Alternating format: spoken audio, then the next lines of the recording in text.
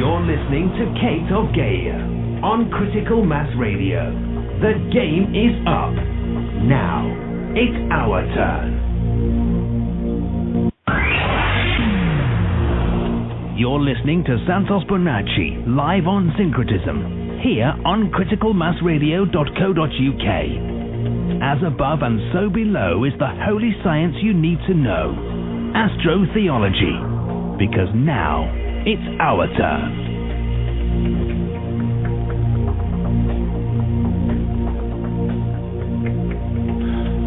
Good evening, welcome to Outside the Box and Syncretism. It's kind of one and the same anyway, so there you have it. Yours truly, Kate of Gaia, at the helm here alongside Santos Bonacci. Santo, how are you doing? Oh, very well, Kate. Very, very well. Great chat last night. I'm having a lot of fun. If you're not having fun, yeah, you're doing something wrong. Oh, yeah. I got to tell you, there was... Here, you want the latest? Here, let me just set the pace here. Of course, my good friend Mike shared this link with me because you know how I deal in the now, right? I'm looking for the Celtic road as it is happening in real time, and it is. It's happening in real time. So Pope Francis connects the Vatican system with Revelation 17. Oh, what comes after 17, Santo? 18. That's right. So here we go. A woman rides the beast. So let me just share this, and then we're going to go to town and have some fun and show what is really going on. This is where we deny the Lord Jesus Christ 3 times tonight. Again, not the Christ consciousness. Big difference, right? Lord is physical. The Christ is spiritual. So you can't serve 2 masters. Here we go. And I certainly won't be serving any fucking Lord, that's for sure. Anyway, woman rides the beast. Pope Francis made a startling admission on Saturday in Rome, admitting that not only is the Vatican system a woman, but it's also a mother. That is exactly what the Bible calls her in the book of Revelation. See for yourself. Here's the quote from Revelation 17.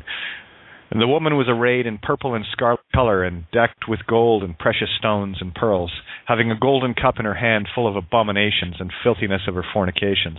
And upon her forehead was a name written, Mystery, Babylon the Great, mother of harlots and abominations of the earth. This just may be the Pope that the unsaved world has been waiting for. Well, again, we have our puppets, and I stopped being a Pinocchio puppet and started being a puppet master. So I start pulling the strings here. Vatican Radio. Pope Francis on Saturday spoke about the vocation and the mission of women on Saturday when addressing participants of a study seminar organized by the Women's Section of the Pontifical Council for the Laity on the 25th anniversary of Blessed Pope John Paul II's apostolic letter, Mulieris Dignitatem. The letter was first in papal teaching dedicated entirely to the theme of the woman, and the study seminar in particular discussed the point which says that God entrusts man, the human being, to woman in a special way. Pope Francis also spoke about the special gifts given to women in the church. I would like to underline how the woman has a particular sensitivity for the things of God, above all in helping us to understand the mercy, tenderness, and love that God has for us. Well, we are God, so just let's correct that right away. And it pleases me to think that the church is not il chisa, the church, masculine. It is la chiesa, feminine. The church is a woman. The church is a mother, and that's beautiful, eh? We have to think deeply about this. Now, what is exposed here in the allegory, for me, is the duality of Rome being both masculine and feminine, and London being both masculine and feminine. Remember, I've spoke countless times about the quad. Positive, negative, masculine, positive, negative, feminine. There has to be both sides in both polarities to get the full picture of a 4-chambered heart. Okay? It's your directions, north, south, east, and west. 4 shows up occasionally, right, Santo? So here it is. Rome has to be Papa, which is there's your male aspect, and also has to be Mama. It can be both, right, at the same time, because the church, of course, is you hear them talk about the church being female, being a woman. It's been that way. Well, for anyone that was actually paying any attention at all, you'd already know that. But here's the magical trick of London, in that it is the crown, or crone from Kronos, which is the mythological character Saturn, or Kronos, who ate his own children, save 3 that escaped, and that was Poseidon, Hades, and Zeus. There's your Trinity, the heaven and hell and the in-between, the spirit in between, Poseidon. And of course, the crone, or the old hag, Whore of Babylon, mother. So the Whore of Babylon is both in London and in Rome, as is the masculine positive and negative as well. So it's all there. It's friggin' amazing. Anyway, that's just my little intro. Well, I see it like this, Kate. The Pope is coming out with a lot of revelations, and so what's happening is it's confusing people, right? Because he's saying that all religions are true, and et cetera, et cetera. What he's saying is the truth, because it's syncretism. They will have to admit this. So what they're doing is, they've been bombarded with the truth. And the last straw is potentially, the syncretism that has now visited the planet, which was, and which they were enemies of for 2,000 years. Syncretism ruled supreme for at least 500,000 years. Plenty of evidence of that. And so what's happening is, the critical mass that is occurring, because many millions of people now are syncretists, due to it being here. And so they really can't run away from this. So what they do is they stand in the middle ground, sort of thing, and see what happens, whether they can survive the storm, and how they can be flexible to these. It's well known that the Jesuits, when they try and implement some sort of a revolution in any country, which they've done for the last 500 years, they've caused all the revolutions of every kind. And what they do is, when they see that the pressure mounts against their schemes, then they jump sides and work that side, infiltrate it, bring them to their knees, weaken them. They're masters at it. So what they're doing now, the Pope was probably getting a barrage of people saying, hey, you've been busted, because syncretism proves that you're just a bunch of swipes and you're telling, falsehoods. And so this is what they do. They co-opt what's happening. The other reason they're possibly doing this is because,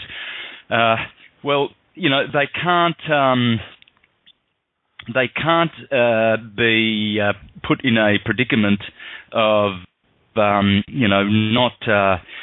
being flexible, and they've got to show that they're changing, and they're not a stiff, ancient, draconian organisation. They're looking to get people to follow them any way possible. So you can see what's happening. Nonetheless, it's all a reaction to what we are doing. Please, as you've been saying many times on this show, we are making the changes. Like you said with Paul Jenkins, you took his position and he retires. We brought syncretism to the world, all we, i.e. listeners on this show, and everybody else who, perhaps spread syncretism around. And so we are causing this also to happen. It's happening because we have this power. Now, another thing I was going to talk about today, Kate, I just posted a couple of videos about Cliff Richards, the pedophile and murderer. And the reason I did this is because I have a very, very good friend in England who knows someone personally who's still alive, who showed him the whip marks on his back, and he said this because he was a rent boy. These are in England they're called rent boys. Young boys, homosexuals, go on the street to make money, and they rent their services out to the rich. Anyway, this guy was taken in a limousine to Cliff Richards' home, and of course he took his clothes off and got on the table, and Richards pulled out this whip and started whipping him, and this guy thought, hey, this is not right, this really hurts, and he was cutting into his bones, right? So the guy managed to grab his pants and run the hell out of there, and never said anything about it until one day he was in my friend's presence, I won't mention who my friend's name is, but he'll come out and reveal this too one day if need be.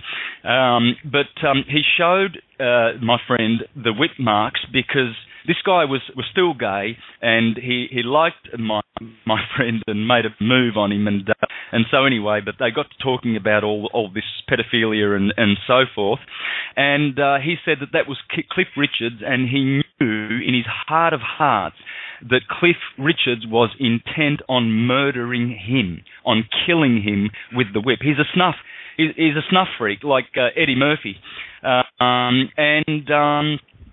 So I posted a video of Bill Maloney's about pedophilia, and I mentioned that in the chat, right? And then all of a sudden I got about 10 people posting videos about Cliff Richards. So just go to my Facebook, friends, and have a look at those videos and spread them far and wide. Let's see if we can bring this pedophile killer motherfucker to jail, and let's see how fast we can do it, because we are the manifestors we've been waiting for. He's hiding in Barbados, of course, because with his HBEs, whatever you call them, his knighthood, of course he was buddies with Jimmy Savile and the Queen and all those other pedophiles. Let's see how quick we can get them all in jail, because we know in our heart of hearts that they will be in jail. So let's do it quickly rather than later and spare some kids. That'd be nice. That would be great. And one other thing, I mentioned this last night, I'll mention it again. When we're going to be dealing with these private prosecutions, both names must be listed. The lawful name of the individual and the legal. You got to bring them both together, okay? As above, so below, the living and the dead. Okay, so none of these guys get away with it. And the more I look at it, the more prime target number one for private prosecution is Sir Paul Jenkins, the corporation sole for the Bank of England, which is, of course, the Crown in terms of the financials. And everything that's happened as a result of that Crown jurisdiction, whoever is claiming top spot claims full liability and culpability for all agents working below them, such as the responsibility of being the top guy. And I also look to the elected Lord Mayor of the City of London as well as being the prime targets for any private prosecutions for the whole to come down. But at the same time, we need to get going. I had a chat with Christopher today and my friend Mike. We're talking, and Ingrid, of course, regarding these and getting set up to. I want to put together a check sheet. You know how methodical I am, so I'm working on it. First, mentally, of course, let the downloads happen, and then I just write it out. But private prosecution, when you're going to be naming anybody, you name them in their lawful and legal names. Lawful name, so-and-so acting as a legal dead by consent person, same name again, of course, right? Well, in my case it's not, but there you go. Just to give people the idea that you want to bring them in their living capacity, acting in fraud if they're dead legal fiction. And of course, any of those that are acting in any sort of title or office are by default already deemed dead by consent and serving the Crown, and are fully liable for all statutes, regardless of rank and privilege. If they claim a legal name, claim identification, claim to be part of the system, I don't care if it's diplomat, ambassador, anything that has got a piece of paper attached to it is all things papal, all things Crown. Okay, so just trying to get that point clarified so people can see it even clearer, because it boils down to a bunch of corporate shells, same thing to me, that people have been operating in, and those, of course, the unseen ones that are pulling the strings of all of these individuals. We nail enough of those, and the bigger names are going to start to get dropped. These people that have been running this dark principality are finished. Revelations 18 is coming up. That's what I've seen with this headline. Again, I didn't even need to read the article. The headline was enough for me. Pope Francis connects Vatican system with Revelation 17. There's only one after that. Well, there's a couple after this, but Revelation 18 is when the whore of Babylon comes down. And welcome to Judgment Day. And if you're not seeing this game in the anagogic sense, you're missing it.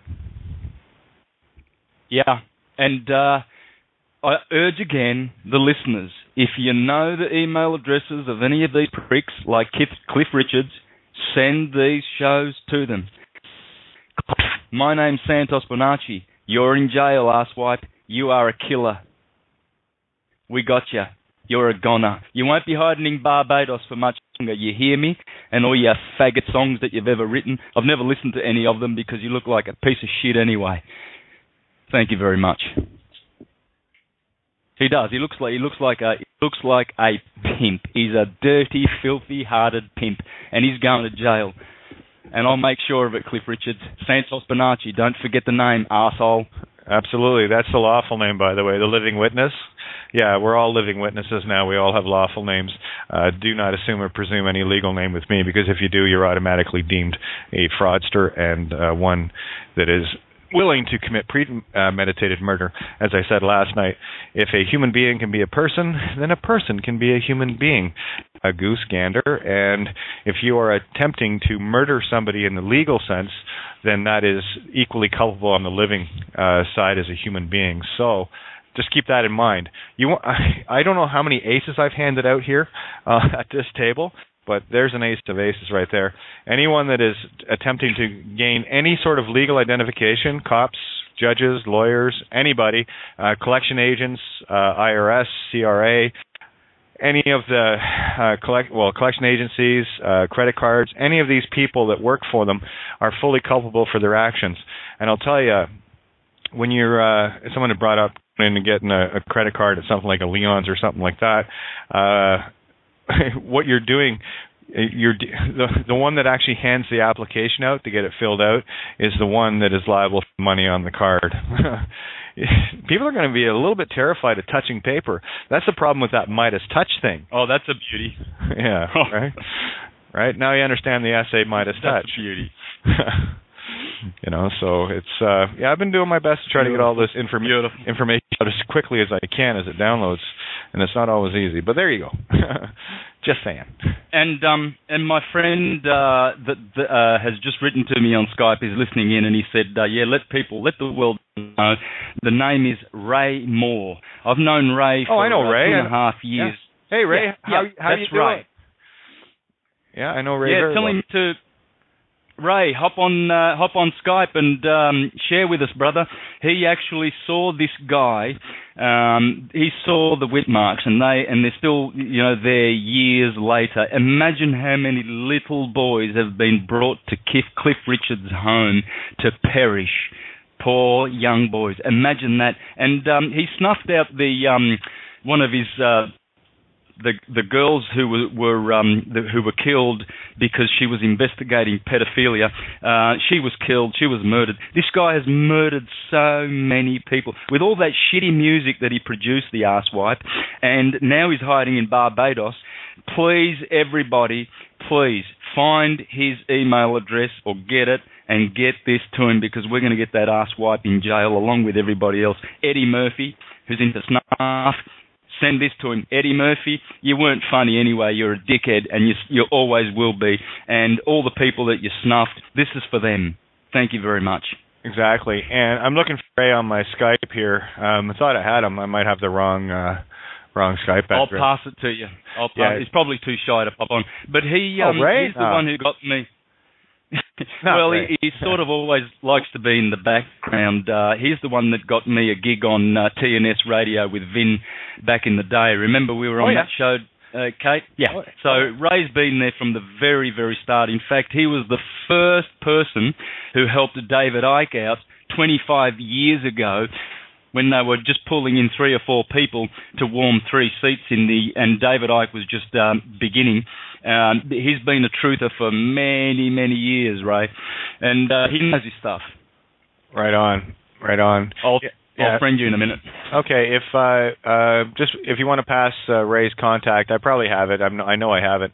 But I was a radio host on TNS for a long time, and that's actually where we met. It was Gary, Scottish Soft Gary, from No Borders Radio, was the one that pulled me in that night. We were going to be talking about, what was his name, Russian-sounding name. Why can I never remember this guy's name? Anyway, we were calling... Oh, yeah, the guy who lives up the road. Alex Metrov or something like... He's the guy who was putting out all that fear porn about Nibiru coming and throwing... But he's made a joke of himself, and Yeah, that was Retroff, Alexander Retroff. We went on that night. That was just ahead of everything supposed to be happening with him, and we came on to debunk that well ahead of it happening, which we knew it wasn't going to happen. So, that was a night that we met. And I remember Gary asking, "Do you know Santos Bonacci?" And me, like an idiot, said, "Fuck, no, I have no idea who that is. Looking forward to meeting him, though.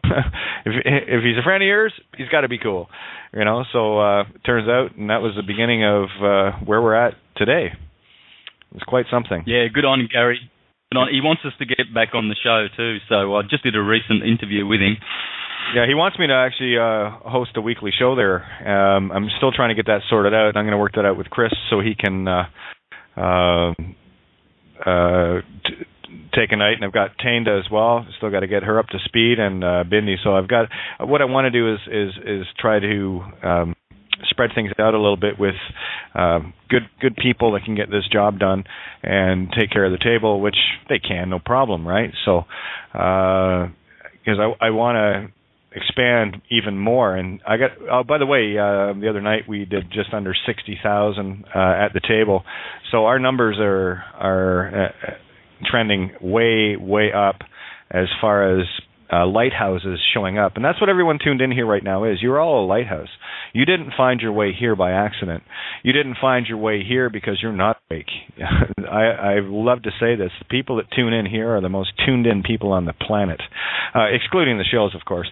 But they'll wake up eventually, especially when the horror comes down. They'll find they're worthless pieces of paper, not cashable for anything, and they'll find themselves looking to us for help, and we'll be there in terms of, you know, when they're starving and need shelter and need help and what have you. But we'll be there. Don't worry.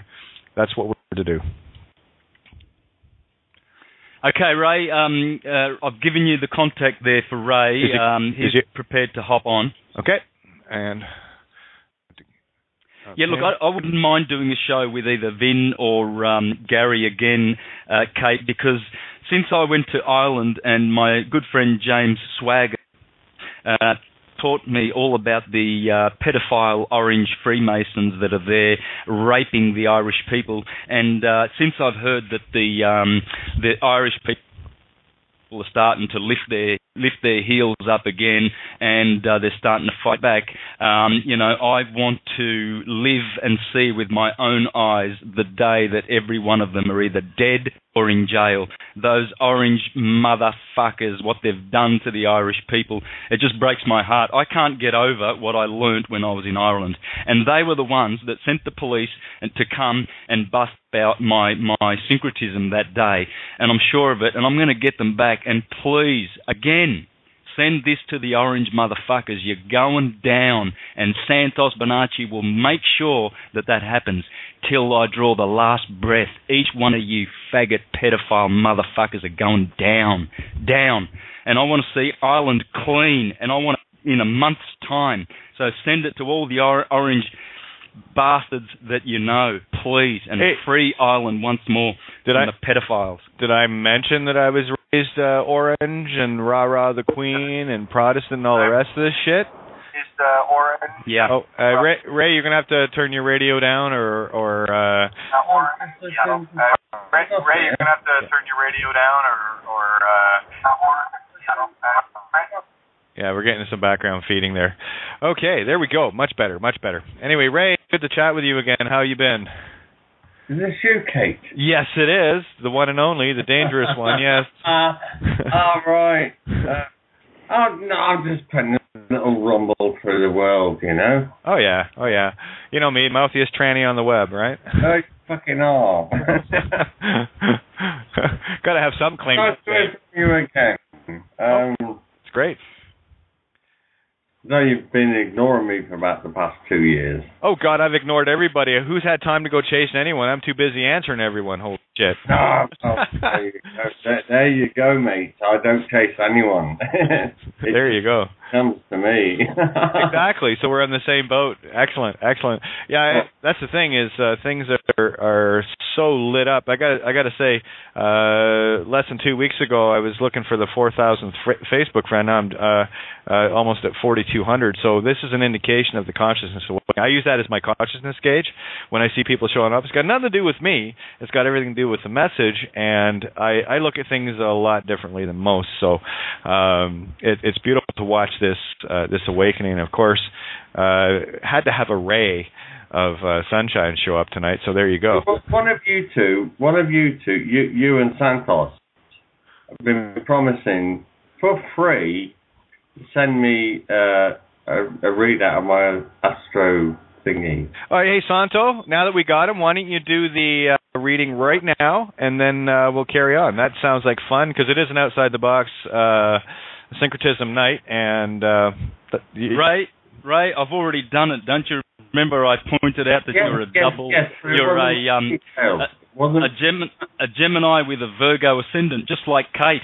No, Kate's got Virgo moon, but you both of you are double Mercurials. That's why people call you the Magic Man, Ray, and you look like Merlin the Magician, because you've got two Mercuries.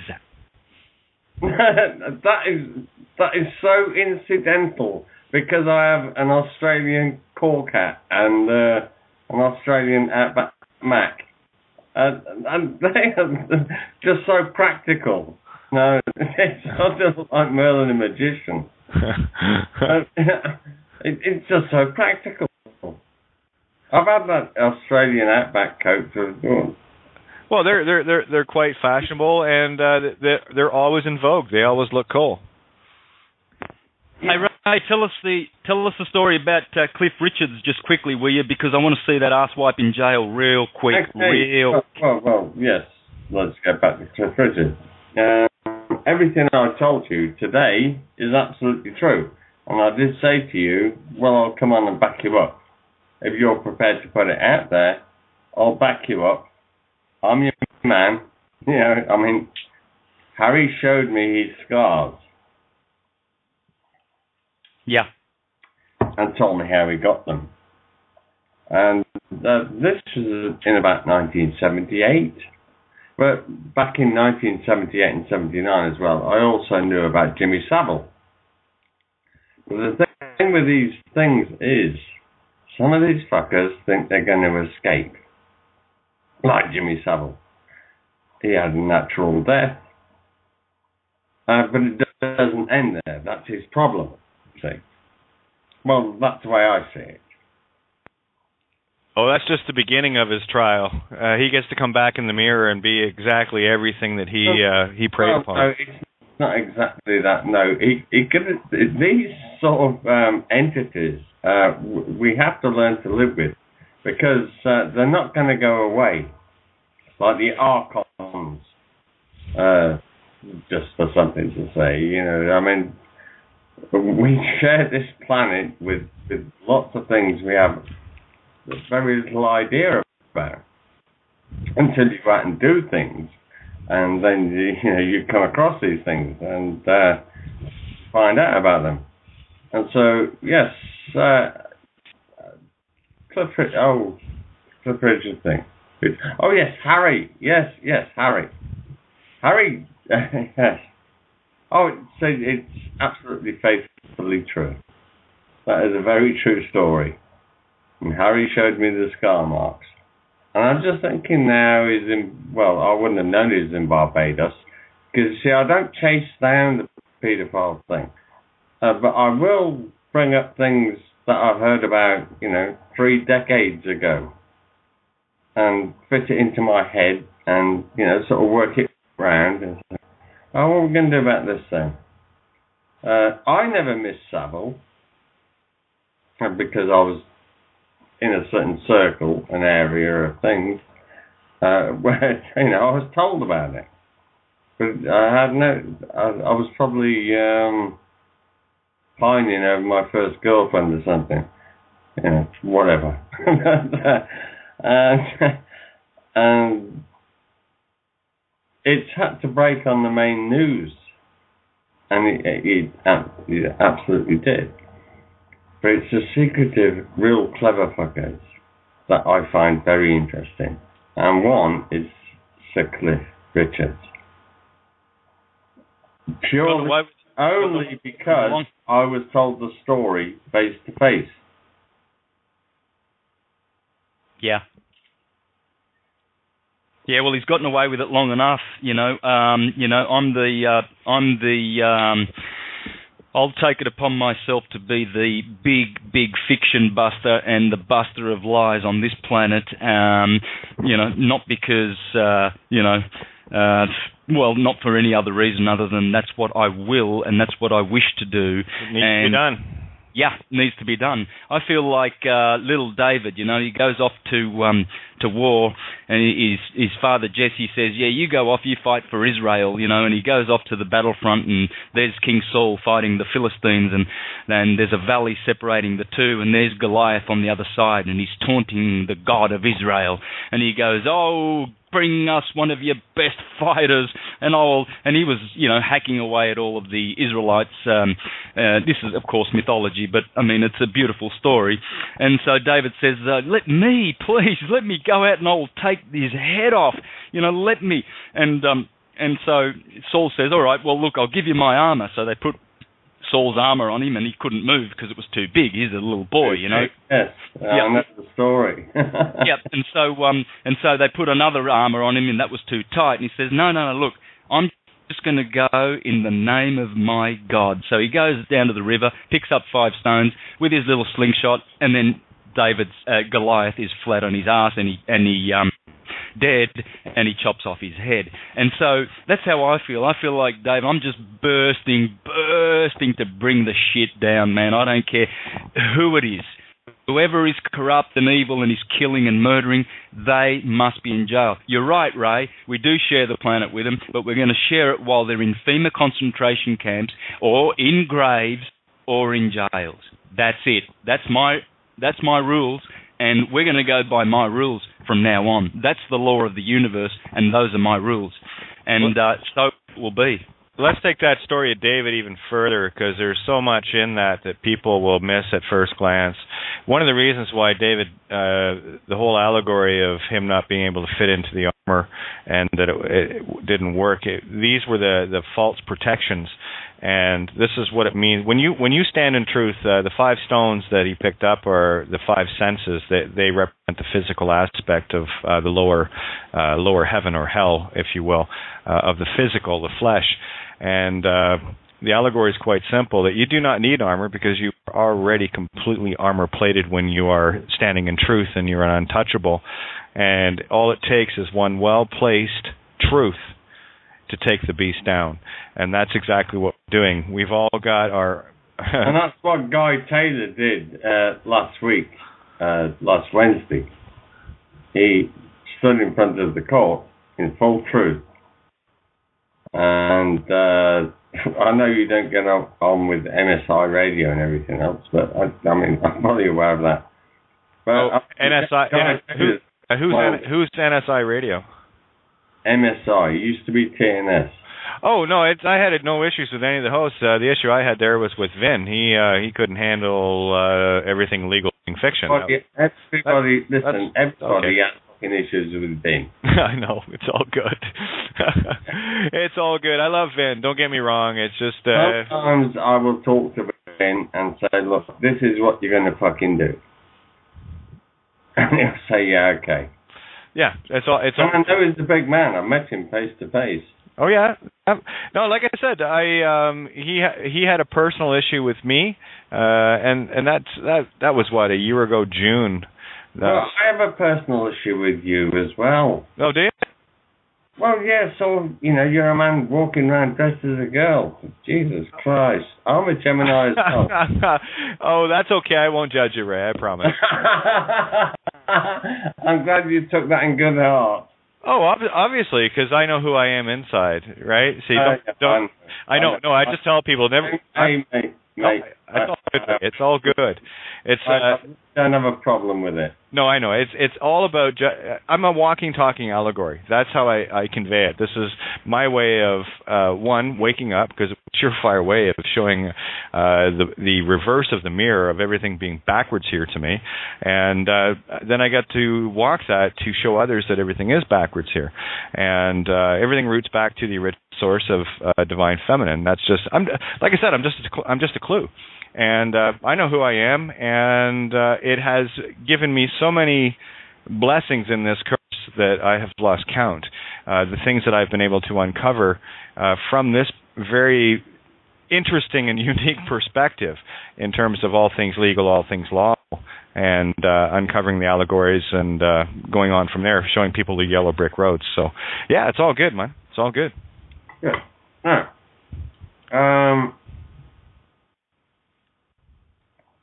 somewhere in the middle of next year, which will be around my Gemini birthday, I will explain to you and tell you what the end game actually is. What the whole fucking thing is all about. You know, all the Alex Joneses and the David Ikes and all the rest of it. I will probably have to wait till sort of around my birthday, because I've always had this thing. I came in on this certain day. I'd love to go out on that certain day, but I think I've quite pieced the jigsaw together, and I think I actually know what the end game is, and it's not very good. But that can totally be changed. It already is, because no one writes my script but me. I already have the end game as I see it in my lateral time. No. Yeah. You're missing my point. And you're missing mine. We're going to agree to disagree, because thoughts are inceptions that get planted in people's minds for creation, so I keep mine very, very tightly clenched to my chest, and I don't let other thoughts interfere with my script. That's why I've been able to find what I've found. It's all good. You have a vision of how you see the game to end, and I have one for me, and I'll just keep mine. No. The game will never end. Oh, no, it's an infinite game. We know that. But I know what this end game is. That's why I think you're misperceiving. Oh, well, I don't know. Revelations 18 works for me, and then it moves on from there. All right. Do share, Ray. Do share. Yeah, come on, please. man. Yes. Spill the beans. We're here to bring the shit down, man. That's what we're here for. We're not wasting time. We're not here to be popular. We're here to bring the shit down so we can all have a party. Well, you know, I was in close contact with that super soldier, John Irwin, for a couple of months, really. Yep. The real super soldier. Not Danny O'Foynian or whatever he calls himself.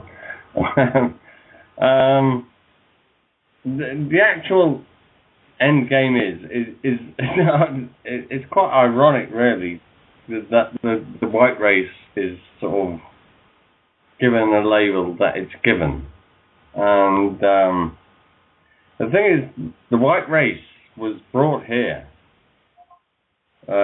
with 4 other different races. The Caucasian, Lower Caucasian, the Asian, whatever.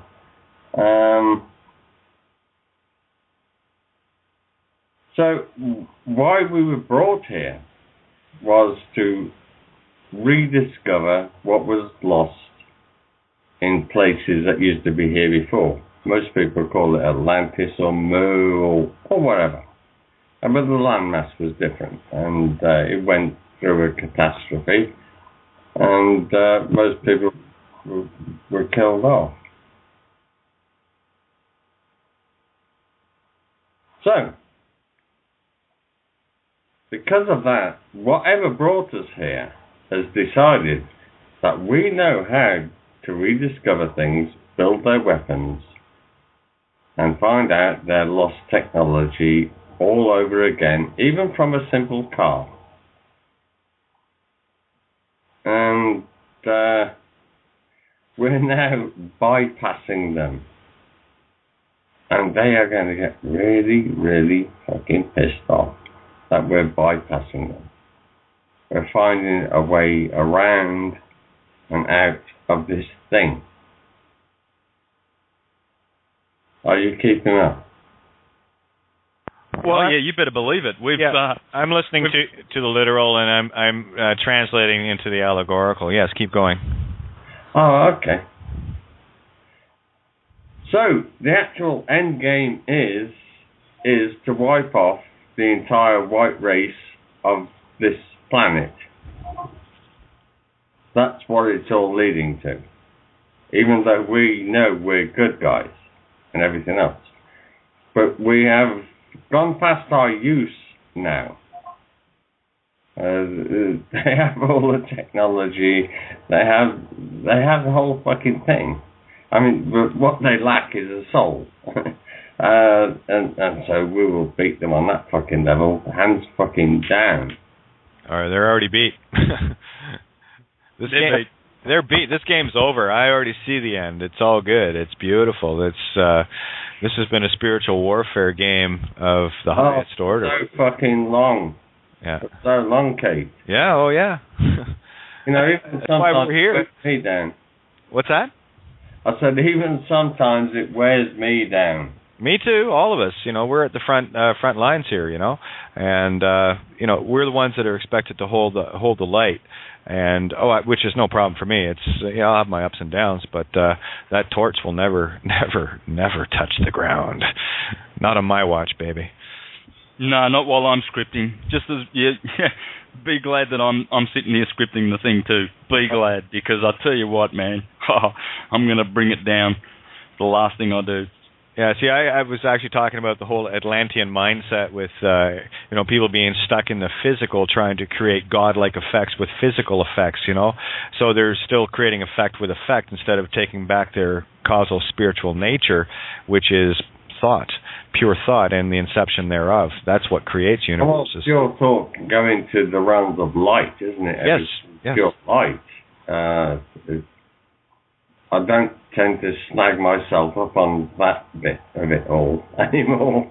Well, you are the light. We're all individually the light. We have that responsibility. That's it's whether or not we choose to shine it or not and stand in our God power. This, for me, is kindergarten for angels or God school.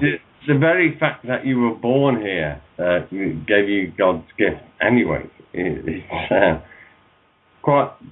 very subtly been distorted into a sin over God knows how many millenniums we've all been here. But my sort of point is now, we've all been here so fucking long, sorting this mess out. Now we're going to fucking do it. And a few people will die, believe me, Kate. People around me actually die. Mm-hmm. Around me too. The good news is they were on the other team. Yeah, and the ones that die, it's probably better. Remember the guy from New Zealand, Santos? Which one? Hugh Smith. Well, yes. He got me involved with all the Toho Raya thing, and he actually got a lien approved at the court in New Zealand for his tribes. His chiefs asked him, they said, well, have a chat to this Raymore fucking bloke. He might be able to do something. So I got so involved with that. And Hugh's liens still stand. And, 2 days after that, he died. I'm sort of thinking, this is questionable. What, he died? Well, I told you, Santos, didn't I? I don't remember that. I told you Hugh Smith, the chief of the Maoris and everything, Oh, I know. Sometimes I will just drop you a little message. I don't have to write an essay about everything. Yes. he died. 2 days after, he got his lien against the biggest corpse on your side of the planet. And I've connected him up with just us lot, like me, Guy Taylor, Roger Hayes, people like that. And, how are we going to do this? And we said, yeah, we'll go ahead with it. And it gave him the confidence. He went to the fucking court and he got 140,000 Australian dollars or whatever they are. No, it's a lot more than that. He said, anyway, he said, look, we fucking won. We did this. And, 2 days later, I'm getting a message from someone, did you hear about you? I said, no, we're doing fine. We're rocking on. This is now he's dead. It rocked me back a bit on my bones. Well, you know why these things happen. It's to signal a message to us, but this is not how it happens to us. It happened to them. So, I want to remind all the listeners that whenever you hear of, say, guys getting whacked by the elites, etc., do not lose heart. Just don't lose heart, because that does not happen to you.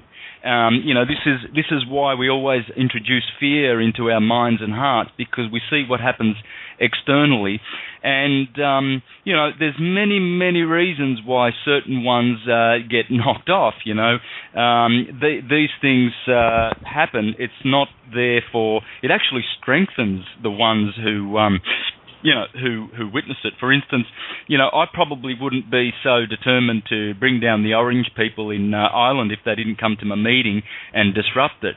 But now, there is a energy directed to them that will destroy them. So they bring upon their own destruction.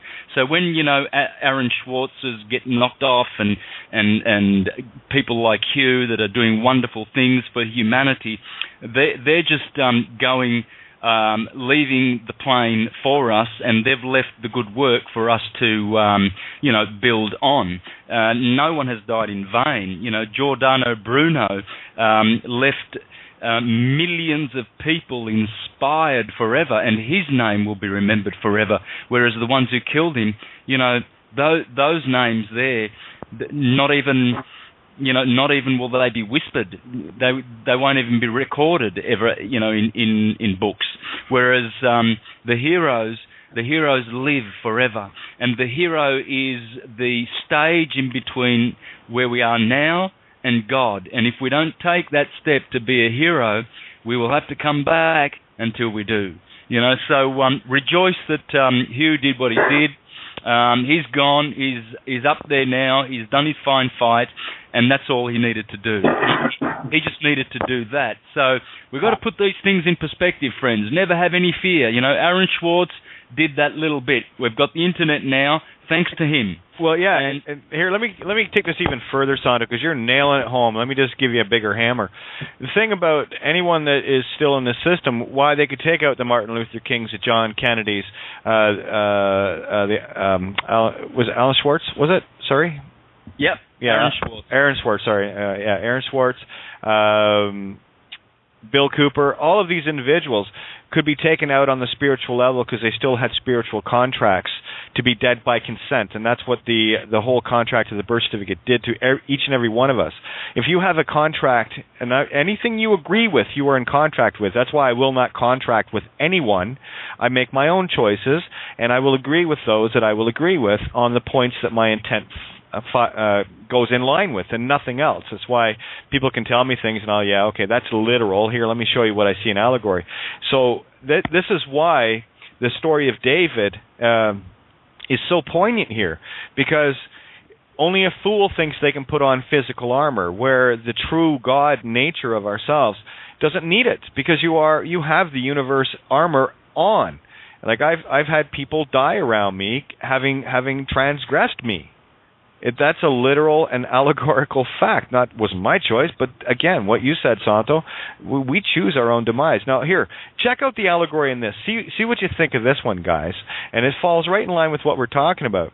And this came out from Cryptonymous News Network, from the LA Weekly, or Law Weekly. Listen to the phonics, right?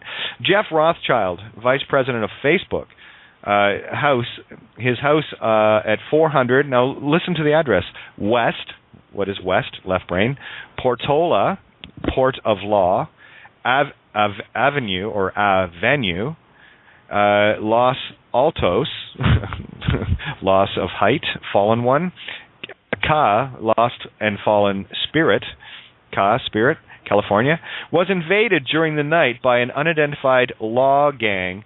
Thanks to Anarcadia, he was raped by unidentified 12 African Americans, while they asked him how it was to help starve to death 100 million women and children for corporate profit increases. Jeff Rothschild is currently in the hospital getting anal surgical restitution.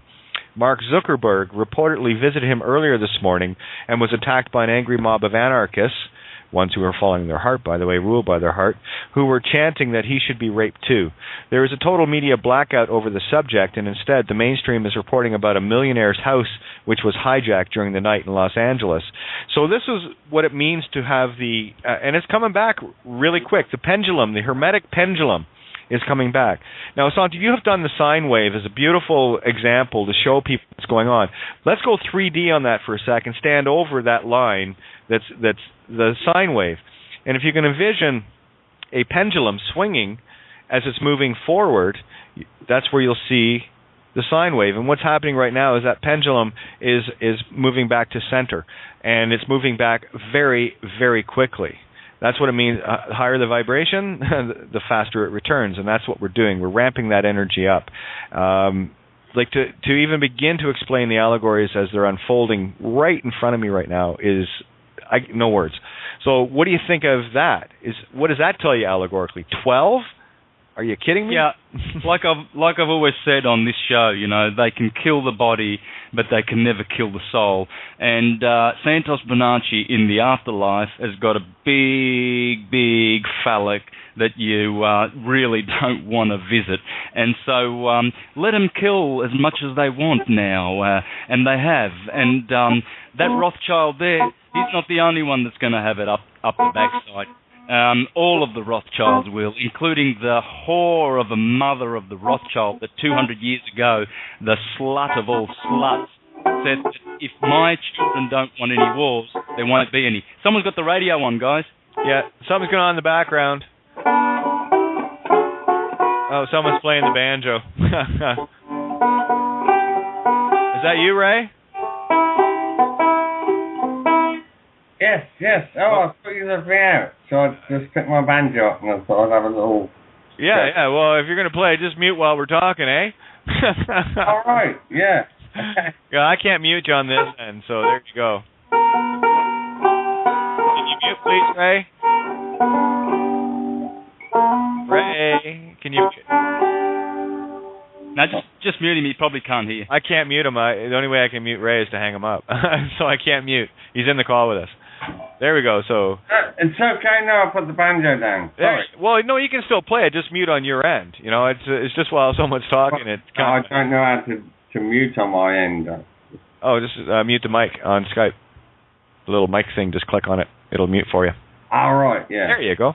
And I just want to bring Chris and Tainda into the call here. I know I've got both of them here. So other hosts here. So let's bring them in.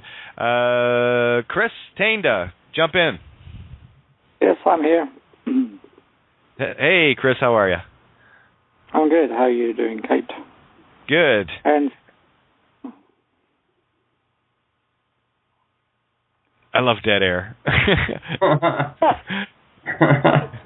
Totally love dead air. Tainda, are you there, hon?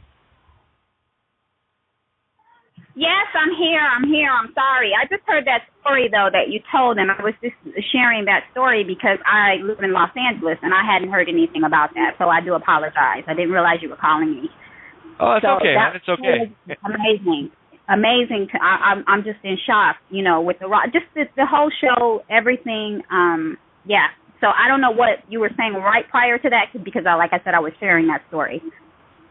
Yeah, it's an interesting allegory, though. 12 unidentified, right? So what I saw there were the 12 zodiacs coming in to take out the other side of Ophiuchus, which is I heal, I don't heal. And right now he's in getting a little bit of repair done to as an allegorical example of what he's been doing to humanity with his choices. So what he's doing is he's reaping the harvest of the seeds he has sown, and that's the mirror. Which Rothschild son of a prostitute whore slut was it? What's his name? Jeff Rothschild. Beautiful. And those black guys, they're pretty well hung, so good on them. Absolutely. Have a go at it. So there is Mother Creation, the black, the dark, the yang, coming in to take care of some business. Thank you. What a beautiful allegory.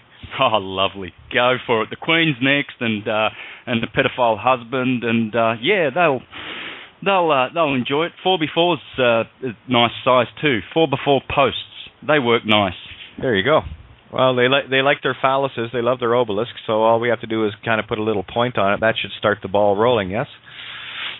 Just blunt, and make sure you don't put the pointy end in. Make it the blunt end. You know, the stump on the bottom of the obelisks. You know, like the one in St. Peter's Square. It's about 20 ton. Try that one. I love it. Yeah. So Tainda in L.A. Well, look, see, there's the law thing too, right? So I just see the allegory of the law, real law, delivering real justice, because we can't deal in commerce, right? Admiralty is all about money. All we can deal in is universal law, which is real. So, guess you got what you wanted. Golden rule. And again, this is why I'm telling people to be so mindful of every thought they have, because every thought is creation itself. That's why, some people have these beautiful moments where they think of something and that they love, and this next thing you know is it happens, and they're going, wow, how'd that happen? Well, because you lined up everything with your thought, your intent. It was neutral, it was beautiful, it lined up with not harming anyone or anything, and that's why it happens. That also works inversely as well. You get exactly what you wish for if the intent is there.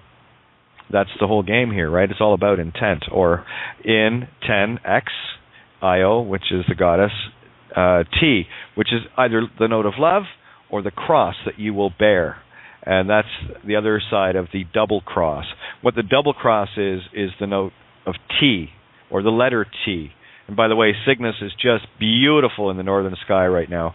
I was just outside a little while ago, and there she is, stunning, like this beautiful northern cross right now, because she's in the diving position. She's in diving during the winter and climbing during the summer, so it's really just beautiful to see the divine feminine Cygnus out there tonight in all her glory, and that's where we're steering to. Well, she's one of the deacons of Aquarius along with Pegasus, so we are flying on the back of that swan and on the back of Pegasus, and you know what Pegasus does, don't you? Mm-hmm. Yeah, right, so that's Aquarius. That's what Aquarius is all about, flying in the air, fixed air, and that's what's going on, friends. We are now in that age, and it's time to stand erect and live and breathe and live without any fear. No more fear. Don't have fear. I posted on my Facebook page the letter that I sent to pedophile Judge Jeff Chettle. Jeff, yeah, you got it right. I was going to ask you if you would be so kind as to share this beautiful piece of literature that spells it out in no uncertain terms, regarding the right dishonorable Jeff Chettle and the right dishonorable Robert Doyle. So I would love to hear this.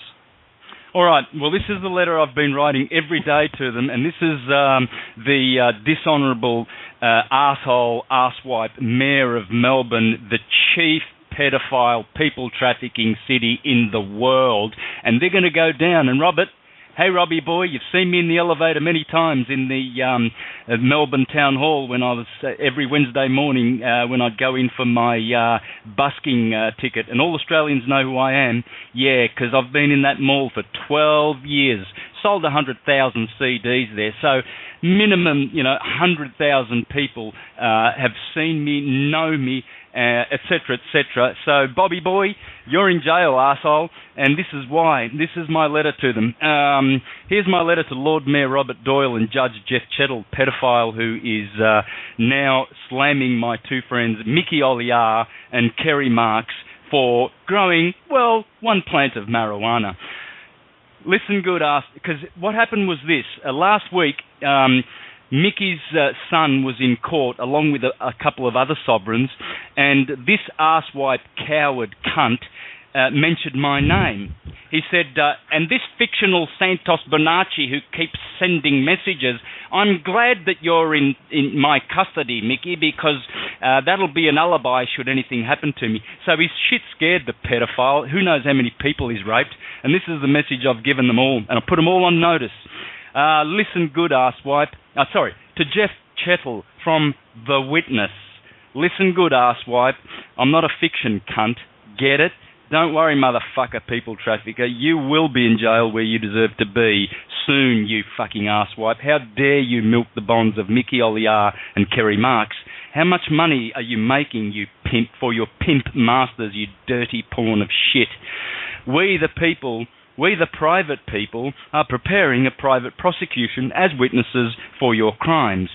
And then in parentheses, please continue in this case. We want as much evidence as possible. Close parentheses.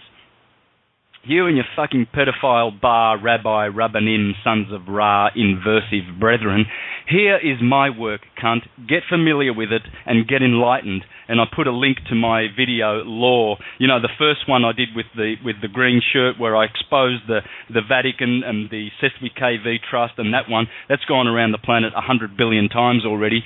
Remember my name and never forget it in capital letters. Motherfucker, asswipe, cunt, piece of dirty filthy-hearted asswipe shit. Anyway, I'll muck that sentence up, but all of those words.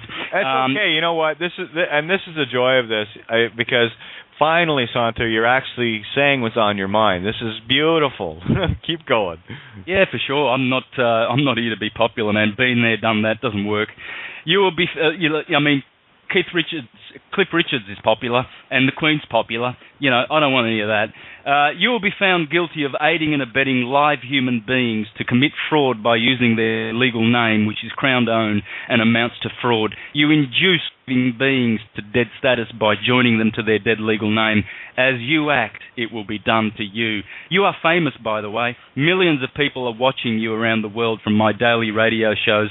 This is what they get every day. And I put a link to our very, very vicious show that we did a couple of weeks ago, Kate. Beautiful show where we just smashed them to pieces. And this is the last sentence. All you arsewives have been noticed of your crimes. Mene tekel parsin. Thank you very much. Well said. Well said. And that's exactly what needs to happen. Let these guys know. And yeah, a good example of, if anything happens to me, well, listen, buddy, anything happens to you, you bring it on yourself. We don't wish vengeance on anybody. All I offer up is, may you get exactly what you wish for. May the seeds you have sown give you a bountiful harvest. May you to see your mirror so clearly. That's what you wish for. Well, I wonder how many little boys and girls that Jeff Chettle, the arsewipe, put in prison. I hope nothing happens to them, arsehole, because guess what? Their blood and their suffering will be on you. And for all the properties that you think you own, well, guess what? They're going to belong to the people, and you will be in jail perishing in damnation, you piece of dirty fucking shit. And I know he's hearing me. I know he is, because he mentioned me in court, the fucking arsewipe. Don't worry, you'll be a dead piece of shit one in a few minutes. For sure, arsehole. There you go. No, I know the tune in. Well, you heard what it was like on the Solstice show here, trying to derail the energies that we were putting out. That was absolutely shredding them. And again, every one of the shows that called in tonight, all I was doing was claiming their energy, their attention units, if you will, to make them absolutely neuter them as any sort of creative aspect of my reality. And that's why, for me, my reality is my reality, and I will not let anyone trespass on it. I keep a very, very steady torch. I keep a very, very steady helm, and no one boards this ship. No one takes over but me. And that's the way it goes. Yeah, that's why I'm on this show, and that's why I booted Slavery's Lips Revolting Radio, otherwise known as Freedom's Lips Revolution Radio, because Arsewipe Nighthawk, drunk as always, because he's a drunk, and I have no tolerance for drunk. He got on my show, my second show that I did there, and pretty much sounded like he was defending the idiots who were saying, "Oh, Santos, it seems like if people don't agree with you and your attitude toward pedophiles, that you're accusing them." Well, tell you what, grow up, and here's some advice for Revolting Radio. Get a few of these shows on there, and stop putting all their hosts there to wear shirt and ties and try as much as possible to resemble the mainstream media run by the Rothschilds. Because what they do there is, they make sure you don't swear. Oh, we don't want to hurt people's feelings now, don't we?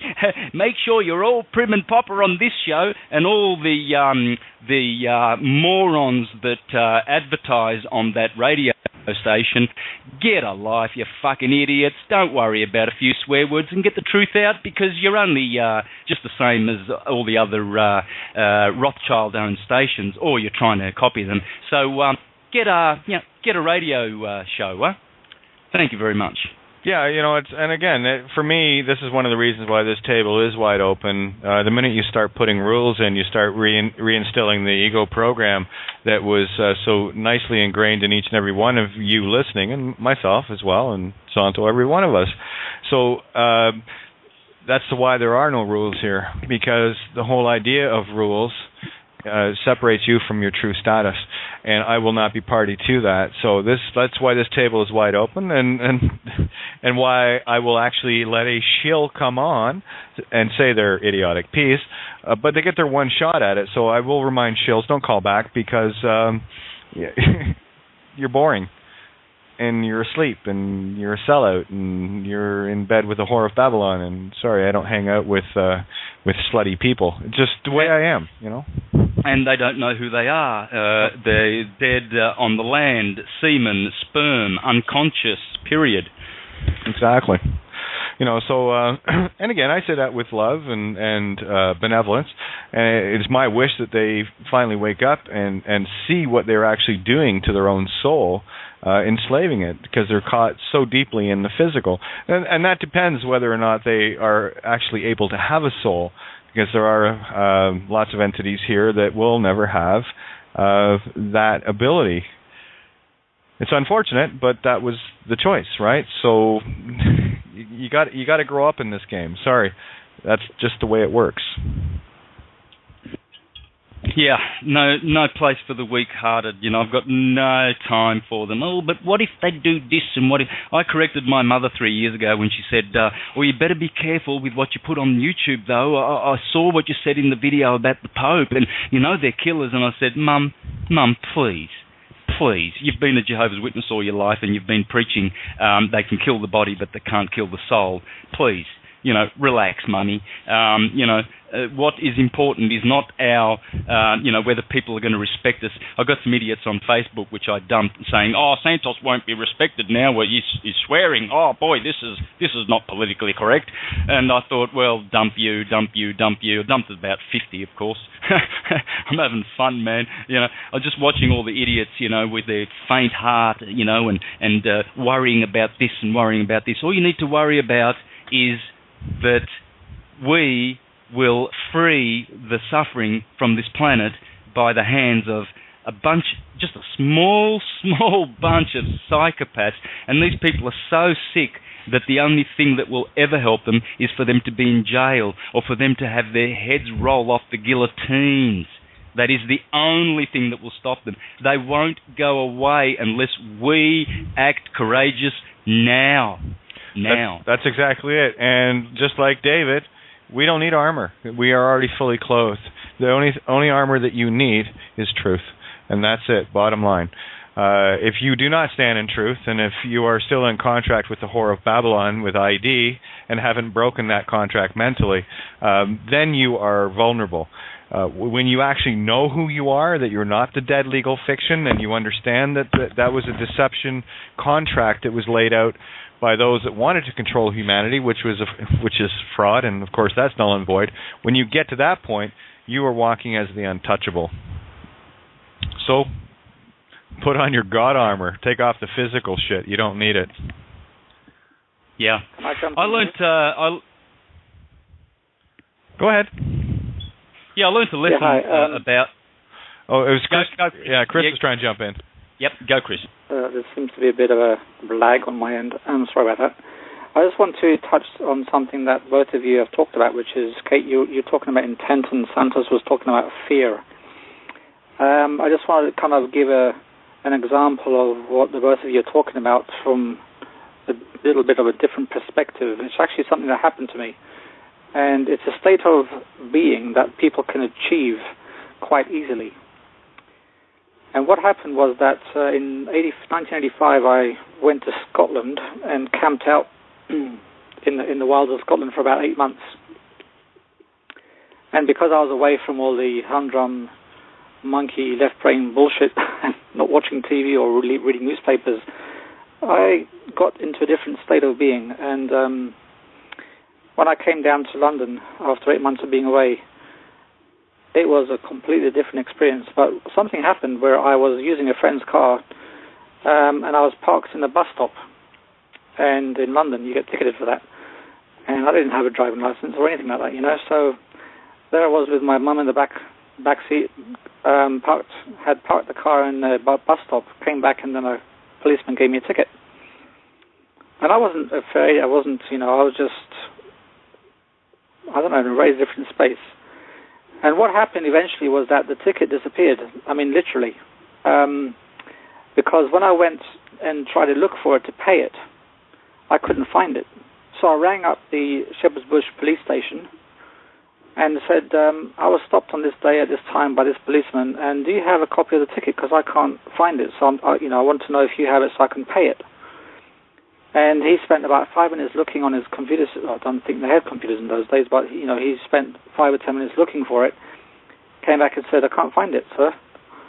I said, "Oh, okay."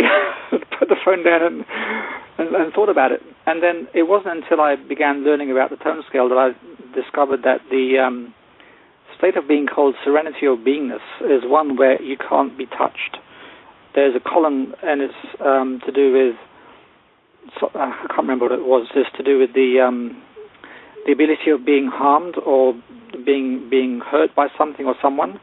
And it says in that column, virtually indestructible. And I've actually seen a few shows where they show one guy being shot by a gun, and he just stands there and he's shot 6 times by a .22 caliber weapon on stage. And it was Roy Castle's, I can't remember the rest of it, but it was a guy called Roy Castle who had these things that, every week he would show different things. And there's this one guy who stood on stage and was shot by a .22 caliber pistol. Nothing happened to him. Another one where I saw a Chinaman in China he was given poison to drink. He drank it, and nothing happened to him either. And it's a state of being that when one achieves it, you literally cannot be touched by anything or anyone, because your universe, your own universe you've created around you, you've made it to be impenetrable. Even though people can touch you and all that, any evil intention or any intention that is there to harm will not arrive at the point where your body is. It is just a phenomenal thing to experience, and even though at the time I didn't really understand what the hell was going on, it's something that I've experienced for myself, and I know that others can do it. It's actually, you have to let go of the fear of what, oh my God, what would happen to me if I do this, or what would happen to me if I do that. It's all mind chatter, and that mind chatter is never truthful. It's never the actual thing that's going to happen. It's just a bunch of shit that's being regurgitated from some deep place in your psyche somewhere, and it's all the fears that have ever been perpetrated on you in the past. And it's just, it's a lie. It's very much a lie, you know. Well, that is the power. Yeah, you're absolutely right. That is the power of letting others place thoughts in your mind. The most dangerous thing is the inception of a thought. I'm going to show you the power of the inception of thought, because right now I'm going to make every one of you think about a kangaroo. Got it? Do you see how powerful it is? This is why I put my walls up with regards to any agreements that come in. This is what it means. That's how the ego can be controlled. It's that simple. By the inception or the placement of a thought. And that's what this whole system is about planting thoughts in people's minds to keep them working in a certain way, to keep them in a literal sense of things, to keep them trapped physically in this illusion. What you think is real is only that which you've agreed to based on someone else's thought. Inception. Someone told you kangaroo once and you believed it. Just stop believing. Yeah. There's so many examples of what I've just talked about that it really proves to me that anyone can do this. I mean, absolutely. It's one thing listening and hearing a story, but it's another to actually experience it for oneself. And what I feel is going on with many people that are going down the road of being foreclosed on and so on is that they are being tested. They are being tested to let go of their fear. And I've been at that point many times when I've had to just let go of, oh my God, what's going to happen to me type of thing, you know? And it's always the case that those thoughts are just lies.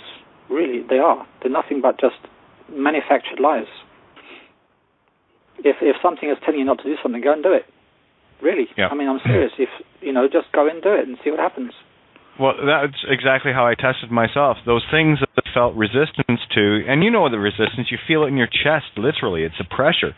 Yeah. And as soon as you feel that resistance, that's the wall you have to push through. That is the resistance. That is the that you need to get through. And only when you confront these things, that's why I tell people, take baby steps. But you've got to take the steps. You cannot say, well, I'm awake and I understand what Kate's saying about the legal name. No, until you start putting that into action to show your intent, it means nothing. They're empty words. But again, this is not about taking on, well, me, I'll just take on anything. That's just my nature. I'm not saying the initial thought doesn't scare the shit out of me, but I know what fear is, and I put it aside, and they go, okay, well, that's just the illusion. Thank you for the experience. That was interesting to feel that, but I'm just going to push on through anyway. So that's what you do. Yeah. Find the little things. DJ, I got to do a shout out for DJ. She's been posting periodically. I just shredded my driver's license. Just shredded my SIN card. Just and that's what I'm talking about. The step-by-step baby steps that when you start doing it, you'll understand the power these things had over you. I've said the simplest way to prove this to yourself, for everyone walking around with ID currently in their purse or wallet, leave all that ID at home and go out. And just see what that feels like. And you'll start to understand the grip and control that the whore of Babylon has on you and how much your mind is being held in place by somebody else's fucking illusion. Try it out. You don't even have to cut up anything to do this. Try it out. Leave your wallet behind. Leave everything behind and see how naked you are. Oh my God, you're totally naked out there. What am I going to do? I can't get it. I've got my driver's license on me. I haven't got this. I haven't got that. Yeah, okay, well, now do it for real. I haven't carried ID in almost 4 years. Mm-hmm. Yep. It's all gone. The only thing I carry is proof of the fraud, and it's a fact. You flip out the birth certificate, you own them, because everything they do further from that is aiding and abetting and defraud, and they know that. They're already told that. Cops will not come anywhere near you with that. Yeah. And it's interesting that even though I've helped Maggie, I haven't gone down this road myself yet. Well, you're going down it with her. Yeah, but you're going down the road with her. She has a different experience to me because she's actually out there doing it. I've been the one coaching her, but I've been coaching her on something that I took faith worked, but hadn't used it on myself. Because I was able to recognize the power of it, I was able to then walk her through it. And yet I haven't used these documents on my own yet, which is an interesting one. Well, again, I send them out all the time, and for me, it's about all I'm doing is planting the rose garden right now, and the harvest is on the way. I already know that. So for me, it's just I want to get as many seeds planted as I possibly can. I'm a good farmer. Plant the seed and let nature take its course. And this is the whole thing about letting go. This is what most people, they still want to try to get things to happen in the physical, in the very literal sense. Instead, just plant the seeds and watch what the universe gives you, and all the clues are there. It's like these coincidences we have. All of a sudden you start seeing something, but it was always there. You just never noticed it before, but now you have eyes to see. The easiest way to throw that into a metaphor is think of the car you're driving when you first got it. When you first got that particular brand, you never noticed any of them before, but now you're noticing every one of them because you have that reality. And that's what happens when you're moving laterally through your timeline. And you see things that you've seen before, but they have an entirely different meaning, and they give you, now I know why that's been there all the time. And it's coming to that realization of seeing the same things over and over until you get to the understanding of why it was there. That's when I say, all things for a reason. All you have to do is find out why. Yeah. Why is it relevant to you? And when you do, you'll know. And I know there are countless thousands listening right now that know that. Yeah. And that thing you said about not allowing others' thoughts to come into your universe, that's also very, very true. I had the experience where back in the same time zone that I was in doing this stuff, I went down to London, and then when I got to talk to my mother about what I was doing, she said, "Aren't you afraid of being kind of molested by some guy?" Because I was hitchhiking a lot, right? And it had never even crossed my mind. I was just hitchhiking wherever I wanted to. I was using the guys up in northern Scotland as a taxi service, and I wasn't really going out there doing it. It was just, if I wanted to go to Inverness from Achill to Boo, which is on the west coast, then I would put that intention out there in the evening, the day before I was meant to go, get up at whatever time it was, and find a car, and it would drive me there all the way to Inverness, which was 90 miles across the country. And I got to where it was. It took me 6 hours to do it, in one direction, down to waiting for the car, down to 3 or 4 minutes. That was my record. And eventually I got so good in my intentions that I was able to go from Scotland all the way to southern France in one shot. But then, as I was saying that, my mother was talking about, "Aren't you afraid of being molested?" And I said, "No." But that thought stayed with me. And lo and behold, a month or so later, on the next trip down to London, one of the first people that I got a lift with dived for my genital area, Mm-hmm. So I just said no. He said, "You can either suck my dick, or I can let you out of the next exit or next slip road." And I said, "I'll just let me off at the next exit." And I wasn't fazed because I completely understood that I had created that. Actually, you had agreed with the creation of it. That's the power of this is. I want to make this point clear for people. That's why I will not accept the wishes of others. That when someone comes out to me and says, "Well, what do you mean drive with a license? What happens if?" And I said, "Well, is that what you're wishing upon me? I don't accept your wish. Thank you very much. And I hope that you don't have to experience that which you are wishing for upon another." So I'm very, very careful with that. I will not allow anyone to come to me with a literal thing at all and think that they're going to manifest it. Well, unfortunately, for the vast majority of humanity, that won't affect me anyway. Because I will not agree with it, because I know it's a literalism, right? They're stuck in the literal reality, and they're not seeing the magic of this place. And this is where we're at right now, where we are now wielding that power. And as Santos said earlier in the show, it is this table, it is the critical mass, okay, that is changing this reality. I know that for a fact because I'm watching it every single day. I can't look at anything and not see something manifest. It's there, and it's happening like within minutes and hours now, not days or weeks. It's amazing. What were we talking about last night? And we mentioned, I think it was last night or the night before, we mentioned Revelations 18, and lo and behold, Revelation 17 just got iced. Now we're in, because Revelation 17 has been mentioned, what revelation are we in now? 18. We're at the Whore of Babylon now. We're at the takedown. So, get ready to watch. It's going to be a beautiful show. I know. My movie's awesome. You used to see my movie from here. It's friggin' awesome. Just saying. My movie's good, too. Hey, Tainda, there you are. Yeah, I saw you dropped off. I finally got back to the board. So, yeah, jump in for a sec, Tainda. Let's get this wide open. And I have a couple of callers as well. I might as well bring them in, but you've got the floor for now, Tainda. So I'll bring these guys in, let them know they're here. 03, you're in. And there's another 111 number that I can't tell what it is in as well. So go ahead, Tainda. Well, I guess I'm just in agreement with what everyone is saying. I know my power. I know no one can touch me. And even in what I'm doing in the agent, that I'm taking his license, I'm taking out his office, I'm going to Century 21 to that corporation. And the agent I'm taking out, he has a record of assault, even on police. So I'm not scared. I understand what these mercenaries have done. I understand their violations. And I'm calling it out not just for me, but for them, too. And I'm a girl. So, and I walk by my side, everything that I want to do, and nobody will touch me. I will live a good, long, happy life. Nobody. None of their energy, nothing. I know how to pack that shit up and send it right back to them. I don't accept it. I live my life. I'm doing what I need to do, and I know what I'm doing to bring the system down. Period. That's it. That's it. Yeah, and you put bows on those like I do. Here's your gift back with a big bow on it. Merry reality.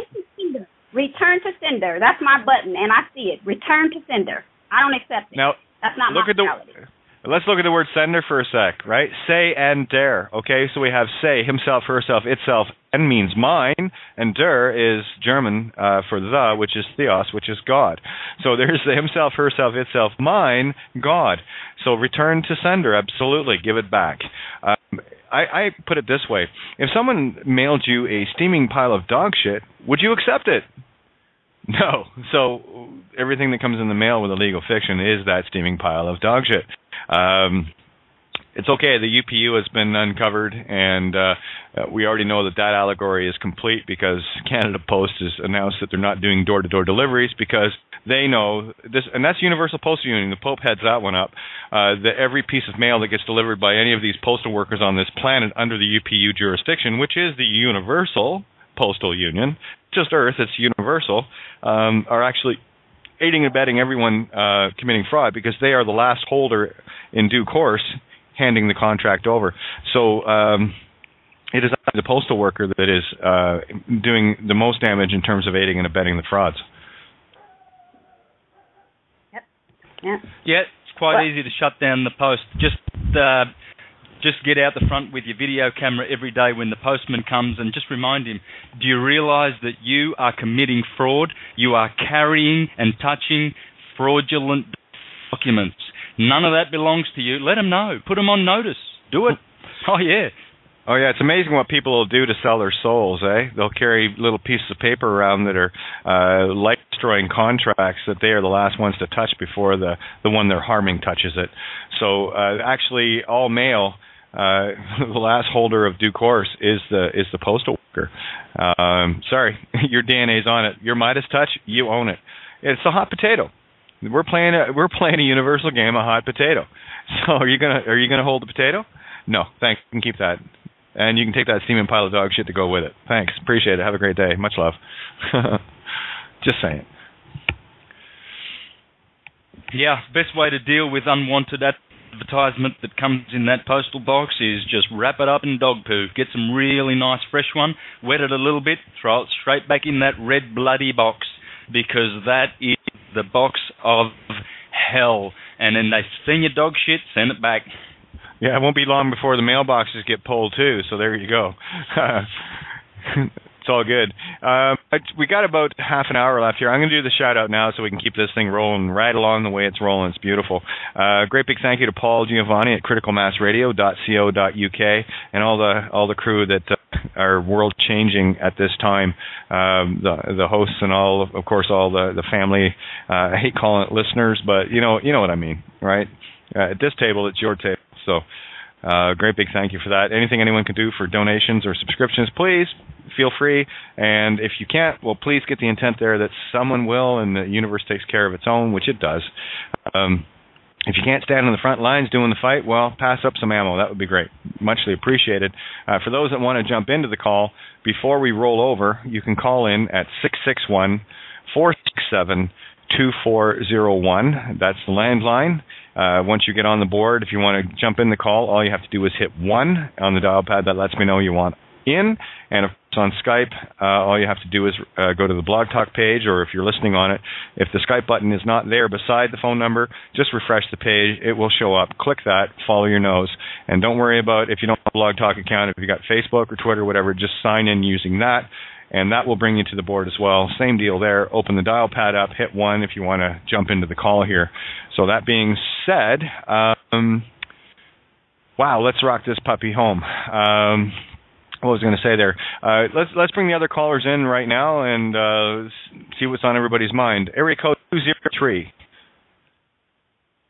Hello. Hello, Kate. Hello. How are you? Hey, I'm doing good. I just wanted to talk to you the other day. My name's Caesar. I just wanted to call back and say thank you for helping me on my journey. That thing with the pineal gland and the Moses with the staff, that really led me to my path of enlightenment. I love it when like things just connect and it's like you see it and it's like awesome, you know. And and I would just like to ask Santos if he could maybe talk a little bit about sun and the moon's how it contributes to the pineal gland on somewhat of like Kundalini and like the two polarized energies. The most important document you can ever read is the Emerald Tablets of Thoth. Now, I've explained what they mean in my Syncretism series of presentations that came out at the end of 2012. I think it might be the first one, Syncretism, the True Theology. Otherwise, it might be in the Magnum Opus. But anyway, it's only like about, 100 words at the most. The Emerald Tablets of Hermes or Enoch or Thoth, whatever you want to call it, Mercury, and read that. You know, have a read about that. Read that, and you'll have all the information you need. The sun and the moon are our father and our mothers. The moon is the ovaries of the solar system. The father is the spirit. Souls come through inside from the core of the sun, as Walter Russell explained in The Secret of Light, that all things come from the center of the sun. Actually, I'll tell you what, I might read that because I've got the book nearby, just for the inspiration, the sheer inspiration of this wonderful, wonderful man. If you haven't read that book yet, you're missing out on a large part of who you are. You will know who you are once you read that book, The Secret of Light. But he says there about the sun, maybe I need to find it first. Oh, the sun, here we go. Now just sit back and enjoy this, because this is going to knock your socks off. All things in the solar system come from the sun and return to it. This is page 199. The life germ for which man is seeking is in the sun. The idea of man is in the sun. Likewise, all idea of all things is in the sun, awaiting birth into form. The pulsing light of polarity borns all idea into its form when conditions are favorable for each idea to be mothered by an extension of the sun. Everything in nature is a moving extension from a still point of the one light. The center of the sun in our solar system is the still point of light from which everything in this entire solar system radiates spirally, and toward which it gravitates spirally for its resurrection into another cycle. So if you want to be resurrected, listen to the words of Jesus. No one goes to the Father except through me, because Jesus is the Son and Savior, and that's why the sun in the sky, that very one that warms you and grows your body, is your Savior. That's Jesus Christ, the Archangel Michael. Continuing on, the sun is the seed. The sun is the seed of this solar system from which all manifestations of idea in this entire system extend and to which they return. Motion is for the sole purpose of manifesting idea. All idea springs from a state of rest in its seed as it unfolds from its seed and refolds into it. It therefore follows that motion is a seeming two-way extension retraction from and to a point that has no existence save to senses, which sense must sorry that I stuffed this up, guys. It therefore follows that motion is a seeming two-way extension retraction from and to a point and has no existence save to senses which sense but the extension and not the voiding simultaneous reaction. All the suns of all the heavens are centered by still points of omniscient light from which all idea extends and returns. Suns are seeds of idea. From those seeds, all form emerges. To those seeds, all form returns. You will, I will, all the listeners will return to the still-centered magnetic light, which is the omniscient God that we are, centered in the middle of the sun. The sun is hollow, and it is our spiritual father. It is our fountain father of life, as all the great ones have ever called it. And the moon is the ovaries, together with the earth. The moon is like the spiritual mother, and the earth is our physical mother. She gives us our body, but the moon gives us the soul comes through the moon, the spirit through the sun. There you go.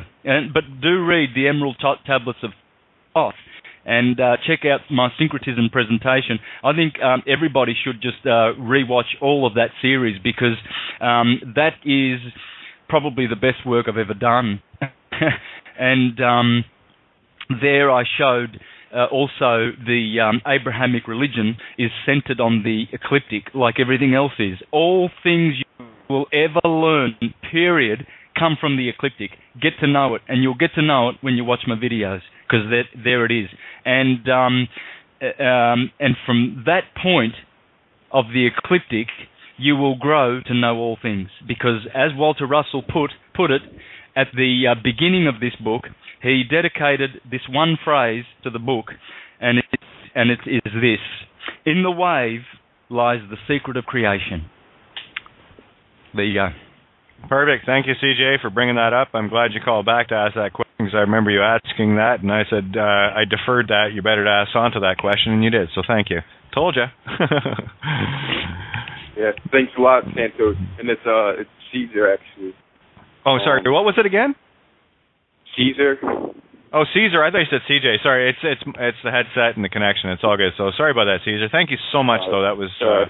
I'm so glad you called back to ask that, and lo and behold, there it is. So fair enough.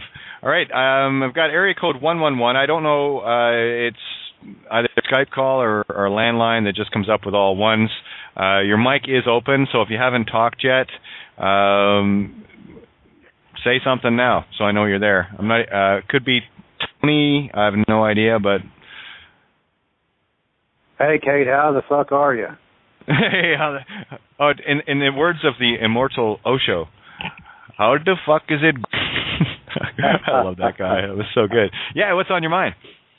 I just want to challenge everybody who's listening to you to walk in their power every day and notice that when you do, you feel untouchable because you actually are.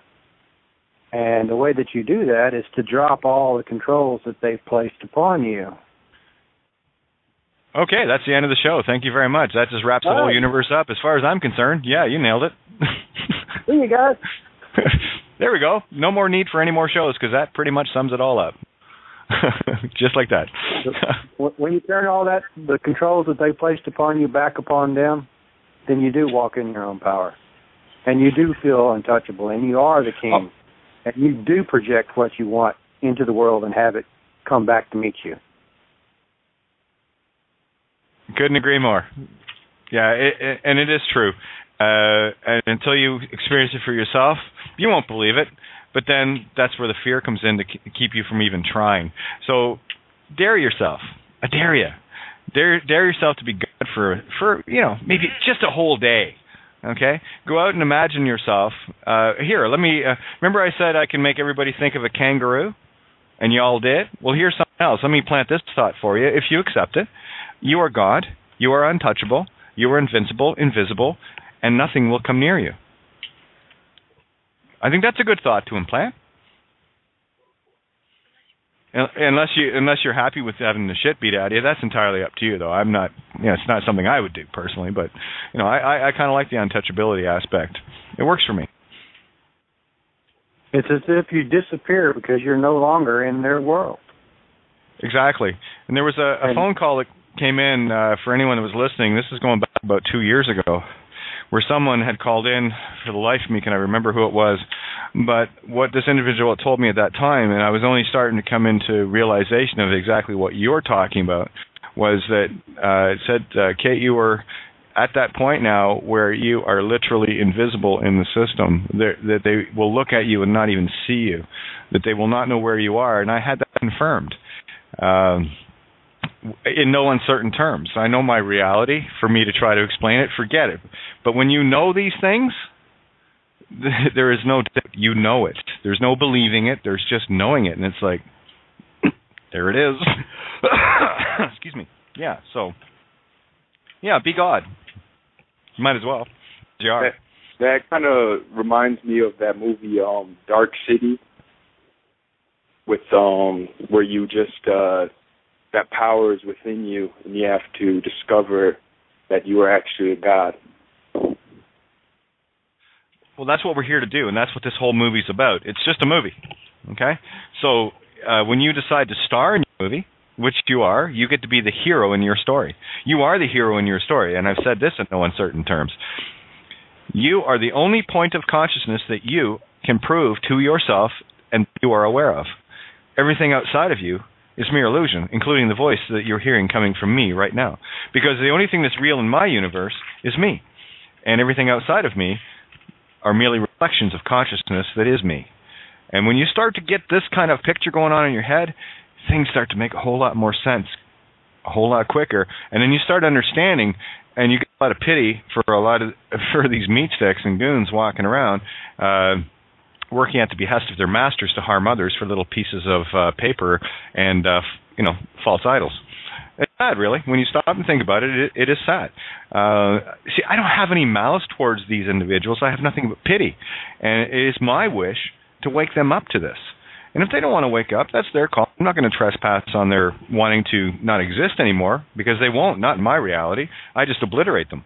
These are, think of it as bad memories, Do you really want them? No, so you get rid of them. So I get rid of them. I purge them. Just like that. Pretty simple. Yeah, and if you're listening having a hard time with their intending, Abraham Hicks is a really good source to get a grasp on how that works. Exactly. No, great points. And it is my wish, as I would hope it's yours, that you understand your own power. That ye are, God is light, ye are gods. And start directing your movie instead of playing the role of an extra. I will say this. This table, there are no extras.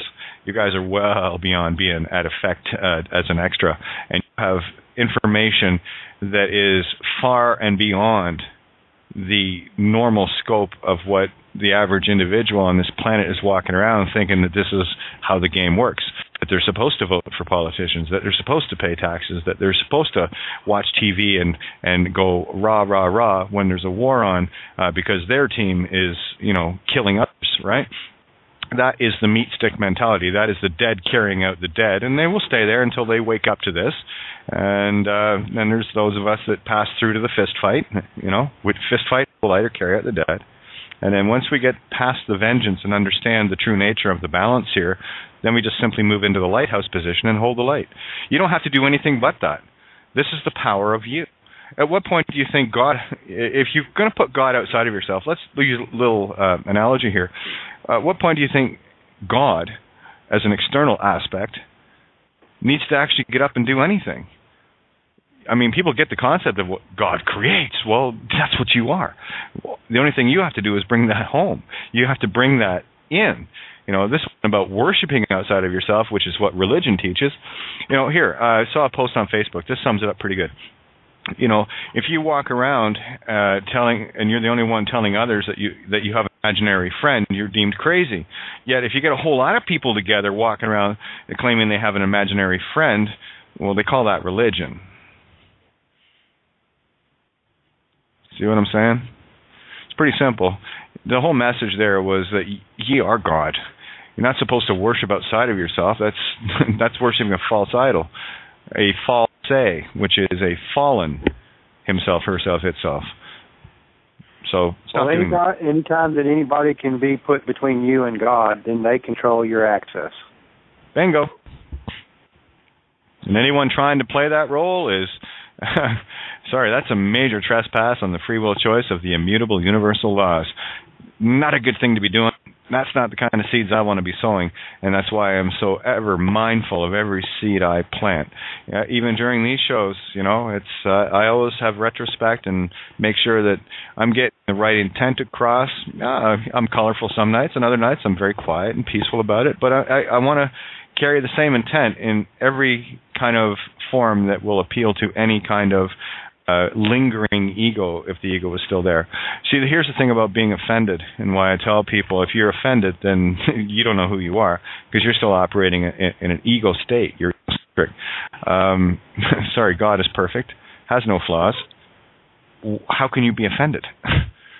I see the most beautiful essence in the universe. I see the reflection of me contained within everything and everyone.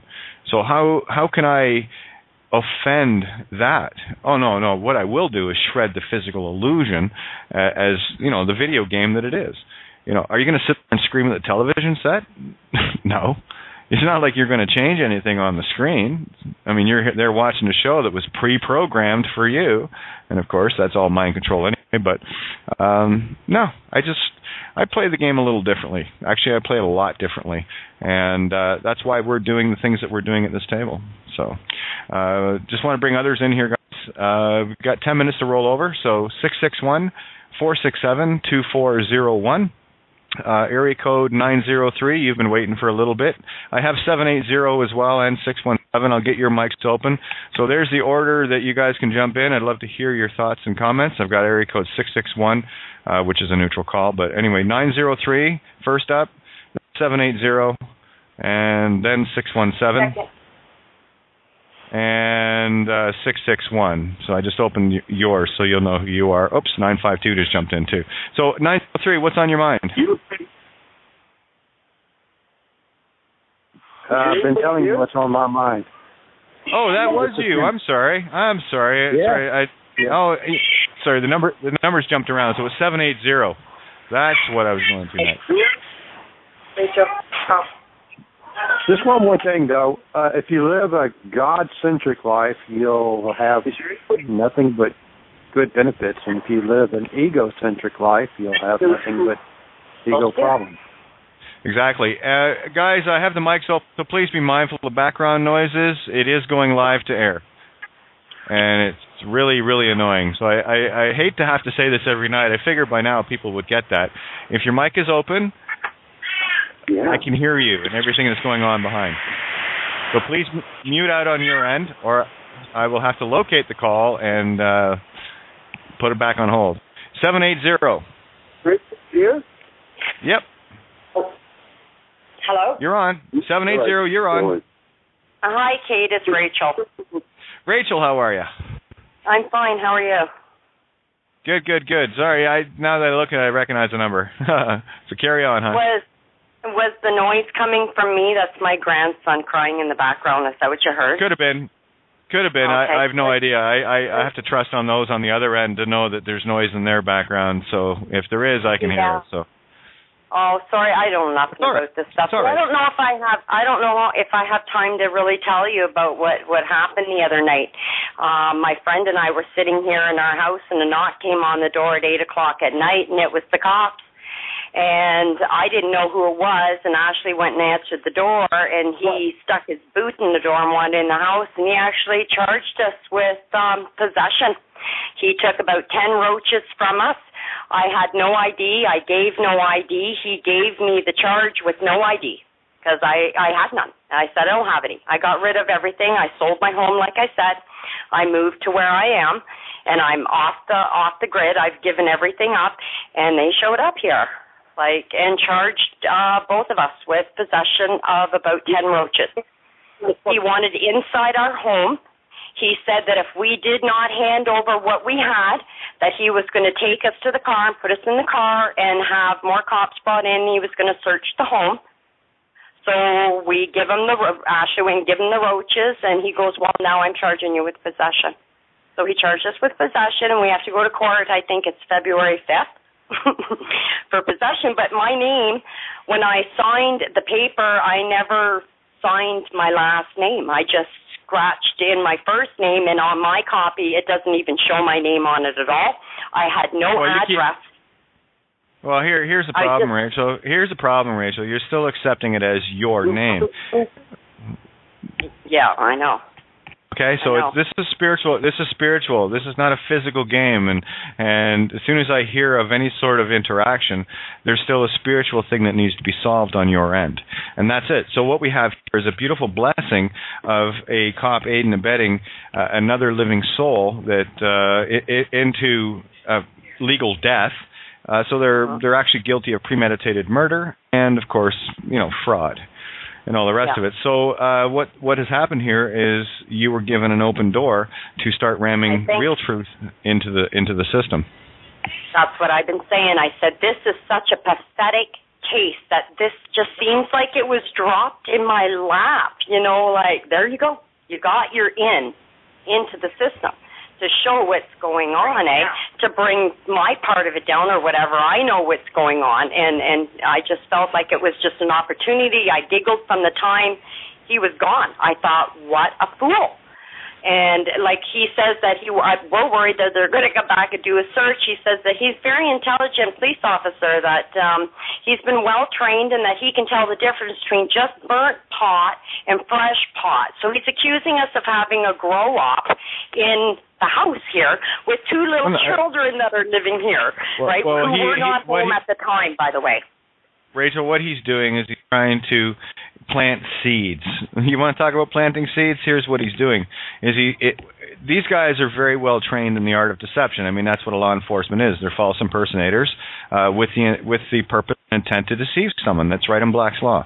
Okay, so these guys are highly trained to create assumption and presumption. You see, what we're dealing with here, and this goes back to the pre-crime concept, what they're doing is they're creating the crimes in their own mind first, and then they're writing the script to get people to walk into it. That's the problem, reaction, solution game. I covered that in the Midas Touch essay. A little bit. I'll have to do a more in-depth scope of that for people to really get what's going on there. And it goes right back to what I said earlier about me just saying the word kangaroo. There, we've created 3 kangaroos tonight. Exactly. So this is what they do. Now, first thing I would be saying, I would be going, yeah, thank you so much. Now I can take you to a private prosecution. Put your shit down, baby. Let's have some fun. I need business cards. Give me everything you got. Everything you got. Yep. I'm going to ask for all the disclosure and all that. It's a constable.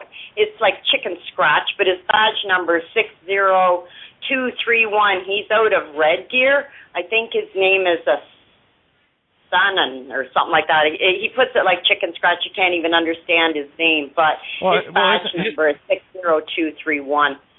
Well, that's the problem with the RCMP, the remote control monkey puppets, right? They're only trained to a certain level, and most of them, as far you can claim, they're intelligent and all the rest of it, but I can assess somebody very quickly just based on their handwriting. I know when I'm dealing with an idiot. He's brand new. He's brand new. He's not becoming that one. He's very young. Oh, then he's got a rude awakening coming. Yeah, so he thinks he's just been sent out by his masters to see if he could actually do the job, and of course they all get puffed up in the chest like a peacock, a proud peacock, because I've got a clown costume on and I've got a 9mm penis extension and I have the power of God. Apparently, I am the law. Really, what law school did you go to? Well, I'll tell you, you can't claim. He wanted in the door. He wouldn't let Ashley close the door, and I ran over and I stayed by the door when she went and got the roaches, because if we would have both, and that's what he's trying to do. He's trying to distract us both away from the door, not allow us to close the door. Now we've allowed entry for him to come in the house, right? So we stayed right by the door and kept our foot on the door, both of us, one at a time. If one of us left, the foot went on the floor. We refused to let him in the house. And he never came in. He threatened us. I'm going to bring the cops in. I'm going to put you in my car. We're going to get a search warrant. Whatever. You're not coming in this house. And we didn't let him in. And it worked. Like, he didn't come in. Yeah, well, again, they'll only push the intimidation to see what they can get away with. They can only operate under consent. You have to be consentful to... It's like a vampire. A vampire cannot enter... Look at the allegories. A vampire cannot enter a home unless they are invited. Yeah. You got to invite the demon, right? What was that? So I think this is a good opportunity for me. I think that this is something that was dropped in my lap, and I think that I should really look right into and go in there with all my ducks in a row and know exactly what I'm talking about. I don't have to play this fucking game anymore. I've given up everything. Rachel, you haven't been listening for the last week or two, have you? No, I've been moving, Kate, and selling the house, and it's been a lot of stress for the past That's okay. For me. That's okay. I don't need the drama, hon. Honestly, I just need a yes or no, and that works. So I know where you're at. What you need to do is get to my website and read the last 6 essays I've put together in the last week. When you read those, you will not be dealing it like everyone else in the meat stick world, thinking they're going to solve something legally, get disclosure, and all the rest of the fucking bullshit that the legal system is. So what I'm going to ask you to do, hon, is get to my website and read. We're going on right now, actually. And actually, we were heading to the library tomorrow. We were going to go to the library because then we can download and copy out into a file physical paper everything that you have on there. So we're going to the library tomorrow, and we're going to do it from there. But we're going to go on your site right now from our laptop and take a look and read some stuff on there, but we don't have a copier.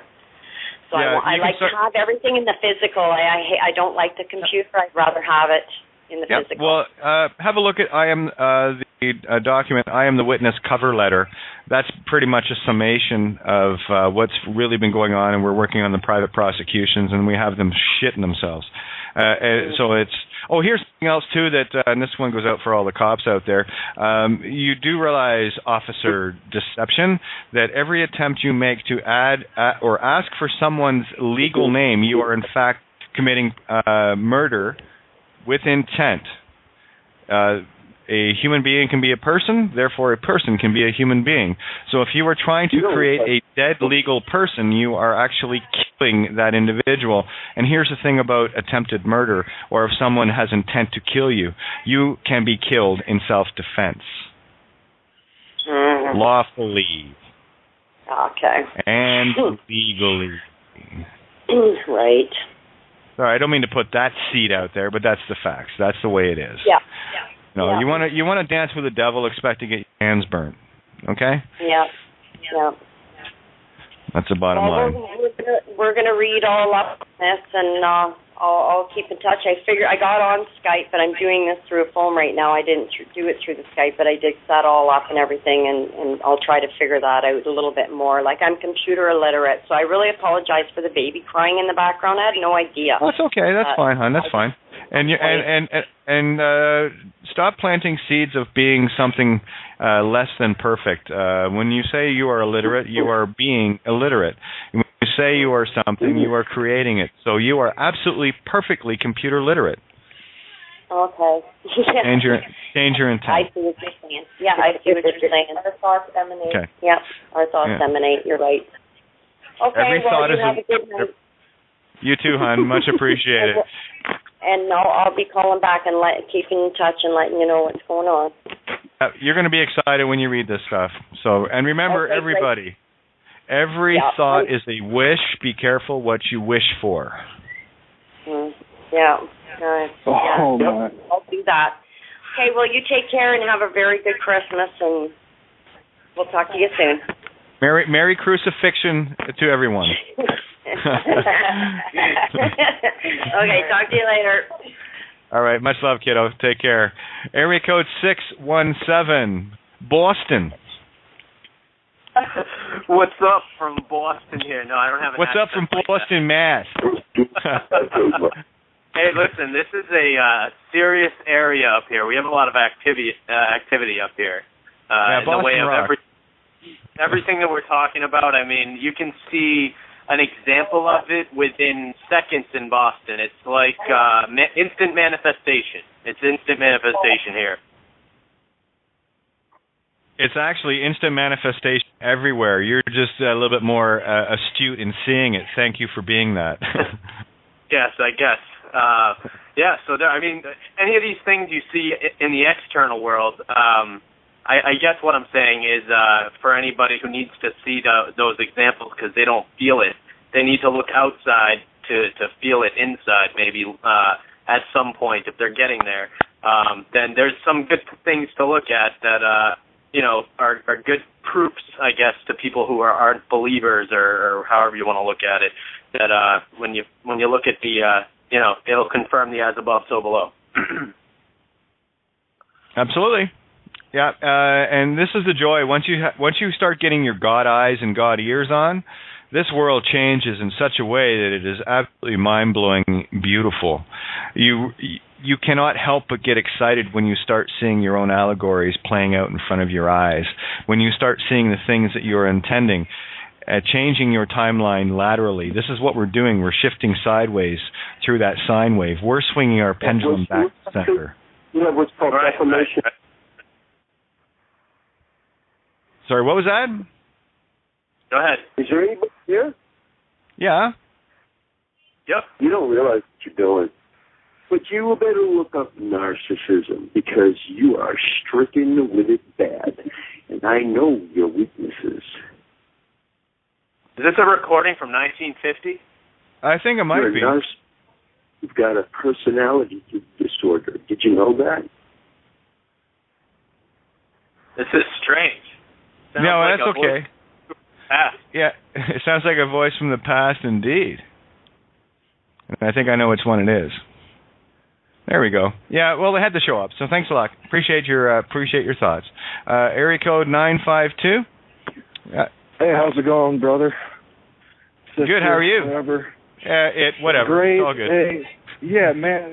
It is what it is. I love you. I've been listening to you for a while. Instant manifestation. Gosh, isn't that reality right now? I mean, just live it and breathe it. You know, people talking about how they need external proof or whatnot. Ask yourself. Ask yourself. Truly ask yourself. Is this true? And have reality tell you if it is or not. Have your own experience. Be the witness. It's like when I saw the title of you and Santos Bonacci at I Am the Witness. Oh, I knew exactly. I didn't have to listen to the rest of the speech, Kate. I knew exactly what you meant. It came over me. Boom. Oh, I knew it was there. Instant manifestation. My mind just, boom, jumped. That timeline shift. You can feel it happen. It's just, anything can be a catalyst, too. It's so beautiful right now.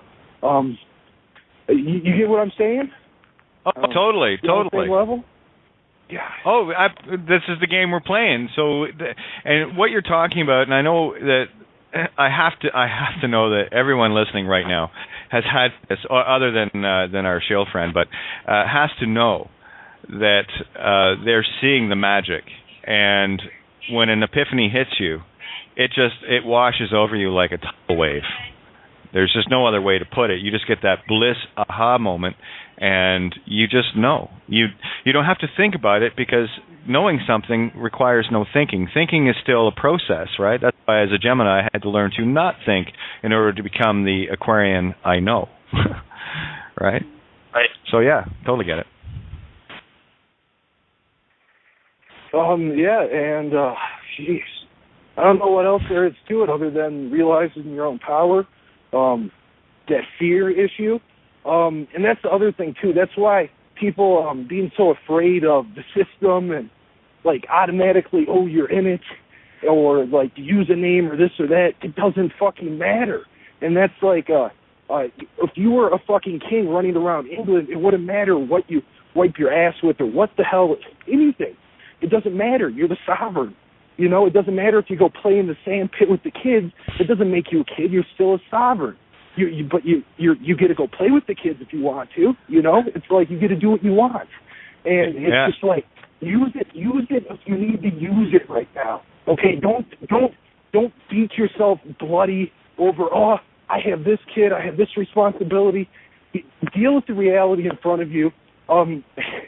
And work on the other things that you need to, you know, and if everybody is in the right spot at the right time, learning exactly what they need to. So I agree. I totally agree. Here's the other side of it with regards to a sovereign. A true sovereign can be anything and anyone they want to be. And why I claim the titles and offices of anyone that wants to claim them, because they're no greater or less than I. So, you know, Jorge Bergoglio, a.k.a. Pope Francis, yeah, you want to claim the title, I'll claim it too. Queen of England, yeah, I'll claim that. President of the United States, I'll claim that too. Prime Minister of Canada, yeah, sure, that's mine. They're all mine. I can be anything I want to be. I will not allow myself to be at effect to something external with regards to who's who. You know, we all get caught up in that, what do you call that? I call it starstruck moment where just because someone may be a little better known than someone else, they get this gaga thing going on, which for me is kind of, I can't even describe it. I think the closest thing to it was when I met Kenny Rogers the first time. The thing that overwhelmed me about that was the fact that my late mother loved this guy, and that was the overwhelming feeling. But you know, to me, he was a cool cat. He was all right. He was good. You know, he got up that morning and he didn't ask for permission to pee. Neither did I. So that makes us both the same. I don't get starstruck with people. I just kind of correlate concepts. You know, I don't put anyone above me or below me. That's been the whole thing with my songwriting and songwriter stage and what have you. It was about leveling the stage. And as I often said, I don't care if Shania Twain wants to play the Songbird Cafe. She's got to play the Songwriter Cafe first, just like everybody else, you know. And that applies to anybody. You know, I will not allow anyone to put pedestals under me or anyone else. And you've heard me, they've probably lost count of how much I absolutely loathe the concept of pedestals. That's why this table is level. Everyone sits at it equally. Everyone shares at it equally, and it better be something good that's worthwhile. You know, if you're gonna bring a pile of steaming dog shit to our buffet, I'm sorry, I'm gonna say no, thank you, and I'll mute the mic. You know, just like our narcissistic friend there from the '50s sounding thing. That was weird. So there you go. I've got a few more lines to open up here, so I want to get everybody open here. Area code 847, and that doesn't mean to say you can't talk. Just be mindful when we bring someone new in, let them have a little say, and then we keep the table chatter going, and that's how we work this. So area code 847. Yes. Hey, there you are. How are you? Hi, Kate. Hey, Kate, I'm doing great. I definitely see the magic happening, like you said. Everything is just unfolding so quickly now. I can't believe how far I've come from last year at this time. It's just happened so fast, and I'm just grateful for you and Santos and the community that I've been connecting with, especially virtually, because the people around my area are going a little slower than the people that I know virtually. That's because you're the lighthouse. Okay. That's I'll the thing. Keep the beacon on. I want to make that point to everybody. You know how we've all felt alone, that there was no one around us? Well, of course there was. And you're not going to put two lighthouses side by side. That's confusing.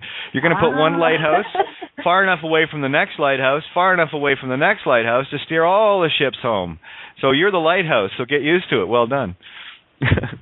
All right, I love that. Thank you. I'd also love to hear, for the winter solstice, we surrounded ourselves with, just open-minded people at least, and did new traditions like we've never done before in the past. We did some meditations, things like that, and Christmas is coming up, or Crucifix Day, and we don't Crucifixion Day, of course. Crucifixion Day, yeah. That was solstice, by the way. The same tradition. Yeah. Oh, right, exactly. And now the sun will be born again, the 25th. So that's all of us. Do the new tradition. Yes, us. And is there, there's no real place. Of course, I've been reading a lot of books and, to change it up and do the right thing. I want to be doing the right things. Is it just all meditation, every tradition? Of course, I'm not, falling for the lamestream of what I'm supposed to be doing. I want to do the true meaning and the right thing. Is there a certain direction you or Santos can direct everyone to? Well, all I'm going to say is follow your heart. Do what feels right. Okay. Exactly. I'd like to say he's spot on there. I was going to say the same thing. Exactly. Follow the heart. And it's not.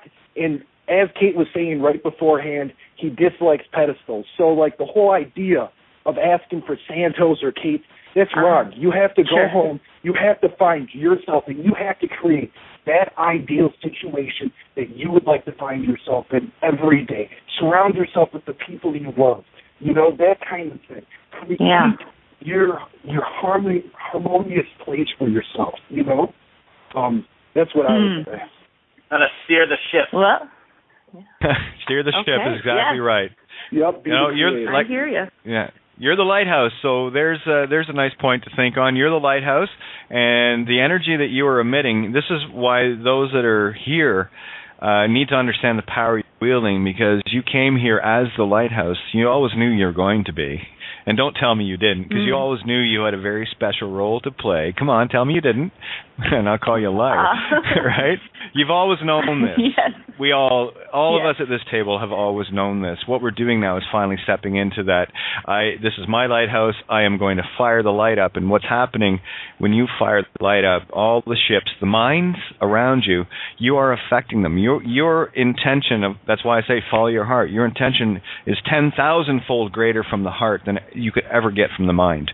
So when you put that out, your field of influence, typically, they talk, it's measurable, by the way. It's actually physically measurable. But I don't want to put limitations on it. But typically, when you get in that zone, your range of influence is anywhere from, with some people, a few hundred feet up to 1,500 miles. And I always get the visual of the entire planet. That's where my field of influence is. Yeah. Have you ever listened to that guy, Dan Winter? He gets into the heart coherence and all of that stuff. And even if, not buying into all of the things that he talks about, he gets into, amplifying the heart's intention and, vibing with nature and all of that to interact with everybody around. So he's got some useful little videos you can find online, things like that might help people just looking to get into it. And he does a lot of explaining, so we can save the explaining. Oh, absolutely. Yeah, Dan Winter. I know a lot of the ones that you were talking about in terms of the angles and storms and how. What's that? Yeah, he's got some. I just said he's got some useful info. It's oh yeah, and with the eyes that you all have, you're going to be looking at it entirely differently from a God aspect instead of just a literal meat stick, right? So that's why I say when people get stuck in the literal, I'm only listening allegorically because I know that left brain monkey chatter is going to keep going, but it's going to tell me the truth. See, that's the thing. It doesn't matter what I pick up to read. It doesn't matter what book or what anyone says to me. I listen and see different ears and eyes because I'm looking as to how it pertains in my game, in my experience, in my allegory because, well, if I was God, and I am, that's what I do. And it's only relevant. Everything that you are hearing is, in the allegorical sense, is only relative to you and relevant to you. It's like an echo back. Yeah, it's like an echo back of the answer you need. Exactly. Everything you need is hidden in plain sight. We just needed to open our eyes to see it. Yep. Yeah. Absolutely. So actually, Kate, go ahead. We need to remove the filters from our eyes and our ears so that we are unfiltered in the world. You got it. Mm-hmm. Boy, this is quite the table tonight. So I've got 3 others I want to bring in here. I've got Randy. Let's bring Randy in. I love you guys. This is great. Hey, Randy. Love you how are you? Oh, man, it's been so long. I know where you've been. I have been ensconced in 3D life at restaurant, action. Man, the guy who called, I guess you could say it was a guy, but the being, I guess, who called, years ago, I actually, when he called, I started laughing. But years ago, I would have been in a fear mode. But I just started laughing because whatever that was, they're so just far gone and lost. And they themselves are scared, so the only thing they can do is attempt fear in others. And psychologically, right, from an actor's point of view, if I'm playing the role, that's how I'm going to play it. Because I know how you are. I know how you think, and you're lost. And I just started laughing. My God. Bring it on, boy. Bring it on. The jig is and the up. good news is, I'm not sure if they're still on the call or not. I put them on hold. But the good news is, I've got them thinking about kangaroos. See the power of thought? This is why when you decide to put your own thought, your own intention into things and allowing another to create your reality or universe for you, that's when you can say yes or no. That's when you make not the free will choice, but the true will choice, where you will only accept your truth. That's it. There are no exceptions to that one for me. None. Right. I don't know what else I can say on that. It's pretty simple, but you're absolutely right.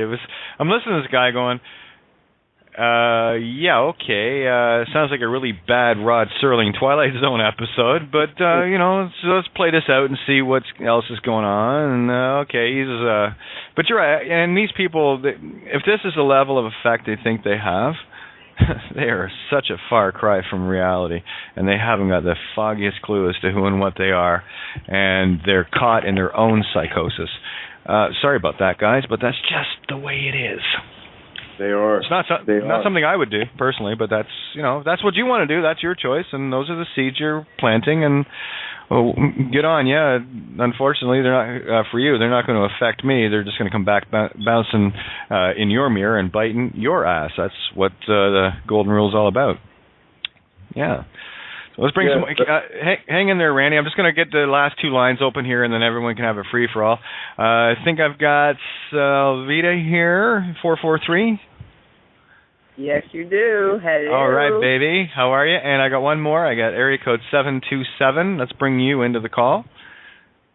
Hello. And hello. Oh, and I've got it looks like Colleen. So finally, Colleen, where the hell have you been? All right, there we go. Oh, and Mark. No, everyone's putting their hands up now. All right, so we got Mark, Colleen, Elvita, and Randy, and area code 727. I'm not familiar with that one. And we're good to go. All right. Well, I just want to say real quick, the table is on cruise control of love, light, and peace, and it sounds great. Thank you, everybody. Love you, Alvita. You always seem to just nail it right where it needs to be nailed, dead center or right on the cross. All right. Next. Perfect. Thanks, hon. Next. Beautiful, Alvita. Thank you. Hi, Kate. Hey, Colleen, how are you? And I heard you, Chris. Hi, so everyone. jump in on the next in between there, okay? The floor is yours. Colleen, go ahead, hon. Okay, I've been around every night. I just haven't gotten on for a few weeks. I just wanted to get on tonight and just say, just connect into all this love at the table and just, gosh, how do you express gratitude for what you and Santos and, others here at this table, all of us, we all have a part, but just what you and Santos have been doing, and it's been a wild ride the last couple of months, hasn't it? Oh, that's understatement, sweetheart. But it's glorious. It is glorious. I always go to that. I love to say it's excruciatingly blissful because of all the incredible, beautiful things going on, and at the same time the really huge challenges that we're having to look at. So just so much gratitude, and I just wanted to say that I don't know if you've said this before, Kate, but you know how sometimes you'll hear something and then it's just that perfect timing that you'll hear it again and it sinks in. You get it. And you were saying that every time we make a choice, we are going into a spiritual contract. And that just got me so deep the other day. And how really being present and focused and grounded to really be aware of what kind of agreements that we're getting into, and that they're not just, on autopilot, that we don't even know what we're doing, to just be really responsible. And so I just wanted to share that really went in deep with me the other day. That's one of the most fundamental things, if not the most fundamental thing with me, because thought is creation, and anything that you agree with another in their creation or yours is a contract. And how we manifest that in the physical, by our actions, we are known. Right? So what we do in thinking first, we have to think of something first. Just like someone that's telekinetic who can, say, light a match from across the room. Well, what did they do to create that? Well, it was the intent and thought that was created first to create the physical effect. All things physical are all things effect. All things spiritual are all things cause. So you will either live in the Whore of Babylon, in the physical, the five senses, hell, if you will, for a lack of a better word, which is what it is, or you choose heaven and the spiritual Ka, you, say, El. Okay?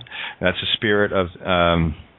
spirit with intent, masculine intent, electricity, say of himself, herself, itself, with that full-on L power of L. I equate to the same allegory as, say, the Holy Spirit.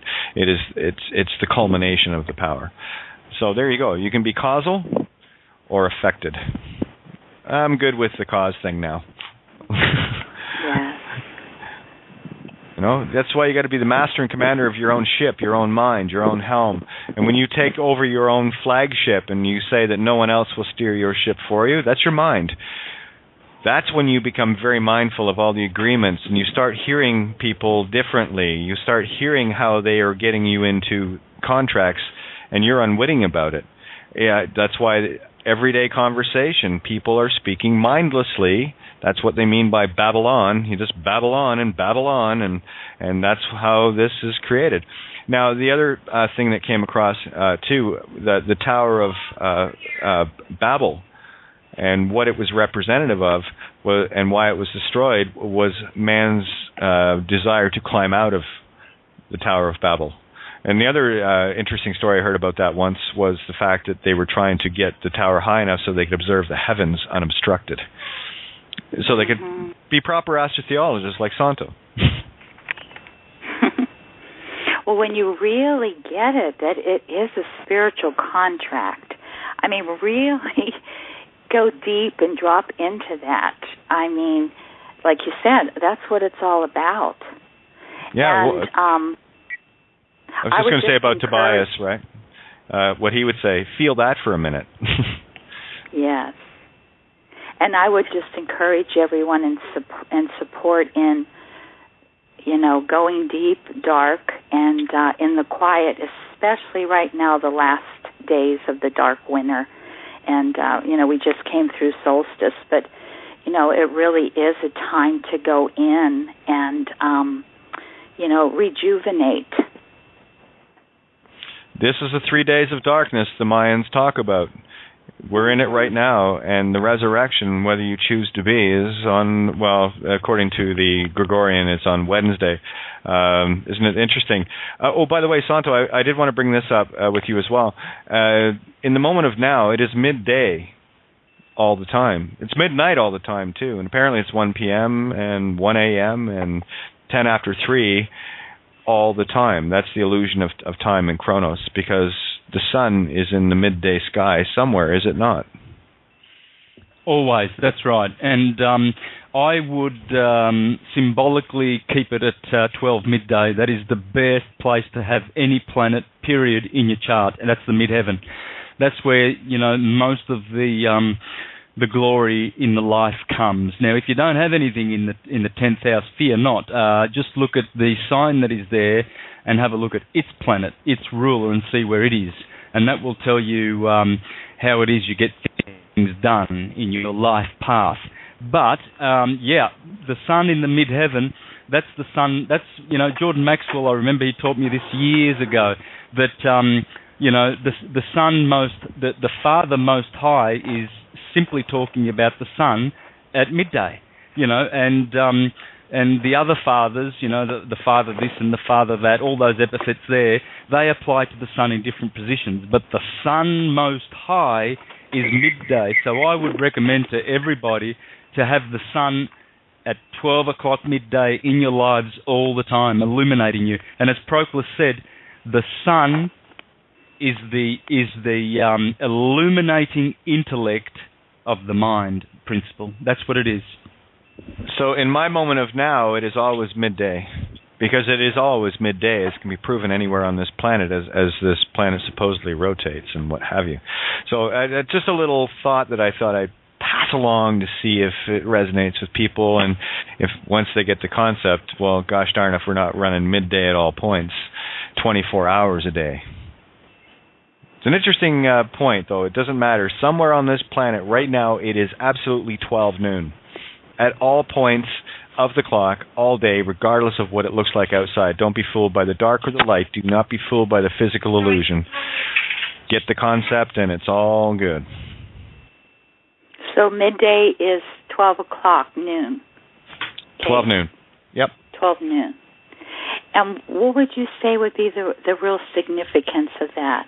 Like on the spiritual level? That's where the sun is at the highest.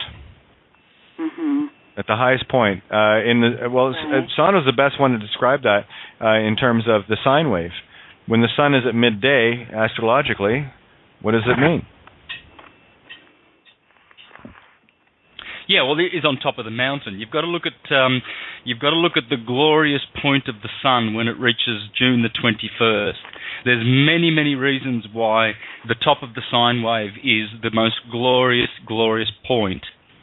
And all astrologers, they first look to the 10th house to see what's going on there in the chart, to see what's really going on in the person's life. Then they look at the ascendant, the first house. The MC, the 10th house, those two are the most important telling houses, because the first house is basically pertaining to the individual, whereas the 10th house pertains to the individual's path, career, or so to speak.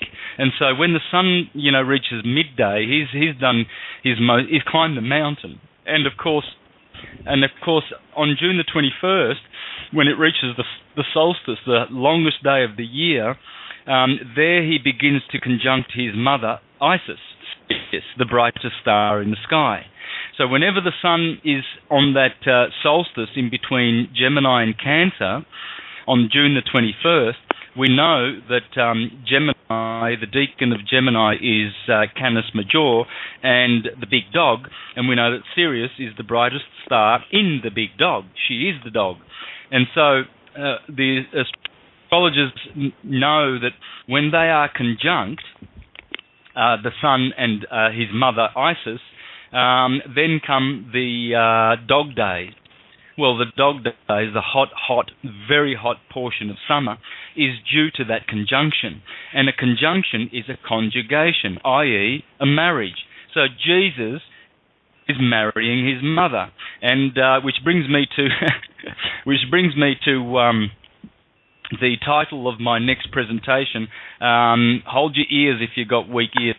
But I'm going to call it Jesus Christ the Motherfucker, and I'm going to prove that that is the most recognized of all of his 2,000 epithets. That was one that was the most common in history, because everyone, period, all cultures waited for the conjunction of the sun with Sirius, especially the Egyptians, because then they knew that when he was conjugating with his mother, that's why you always see pictures of Osiris and the mother with Jesus, and you always hear about Nimrod having sex with Semiramis, his mother, Horus having sex with Isis, his mother, Jesus and Mary, and it's always that same thing. It's because the sun conjuncts her, and it's the most glorious part of the ecliptic, when the sun is with his mother. And that's the new. That's the title for next week's show too, by the way. Yeah, and they tried to sidetrack the Jesus having sex with his mother by giving Mary a different name, Mary Magdalene. So it was still the same Mary. Okay, so don't be confused just because the name was different. That it's the concept that people need to get. And Bill Donahue does. There's another beauty right there. He does a great story on that as well. Covering that was beautiful. Yeah, you imagine when the go, sister. Sorry. No, go ahead, Santos. Oh, just quickly, imagine when that goes on YouTube. You know, one of Santos Bonacci's new videos, Jesus Christ the Motherfucker. Well, I got to tell you, controversy. Yeah, good promo, bad promo, as long as the message gets through. No, I was just going to say, so then Mary Magdalene, she had to end up being the prostitute. Yes. As the story goes. Yeah. Yeah, the one for standing, you see? Prostitution. Yes. For to stand, you see. Yeah, it's just a phonics coincidence, that's all. Again. and again, and again, and again, and it keeps going. So I just want to make sure everybody gets in here, guys. So bear with me. 847-952 and 727. Have you, you guys? I'm not sure if you've jumped in yet or not. So let's start with 952 because you're first on that list. Yeah, I jumped in here. Okay. All right. 847. Area code 847. Hello. Boat 847, come in. Your rental's up. No? Okay. The mic's open, so jump in when you feel like it, once you hear this. 727. Okay, and that would be me, and I just... Thank you. I don't know if I can talk after the motherfucker. Isn't that good, eh? You know, you got to be colorful and have fun with this, you know? That's why we're here. That's why I keep coming back since I found you. Oh, my God. Yeah, we have a little bit of fun here. Lovely.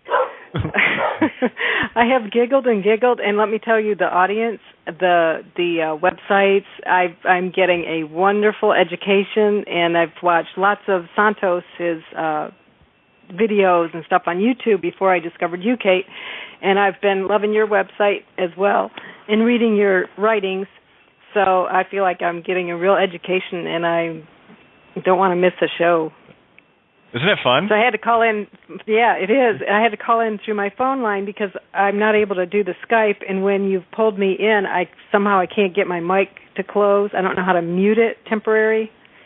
So. Oh yeah. Yeah. Now I knew. So it's anyway, Susie. How are you? Yes. Took me a second. I'm going like, oh, I know who that is. Susie. Yeah. I even know the last name. Yeah. Isn't that funny? I just have to call on the Akashic. Who is that? Thank you. Yeah. Mm-hmm. No hiding now. No, it's all good, friend. It's all good. Yeah. No, yeah. Thank you. Not putting you on a pedestal, but I'm just so excited. I'm so excited and thankful that you guys are paving the way for all of us to follow. We're just clearing the weeds of the roads we've already walked. That's all.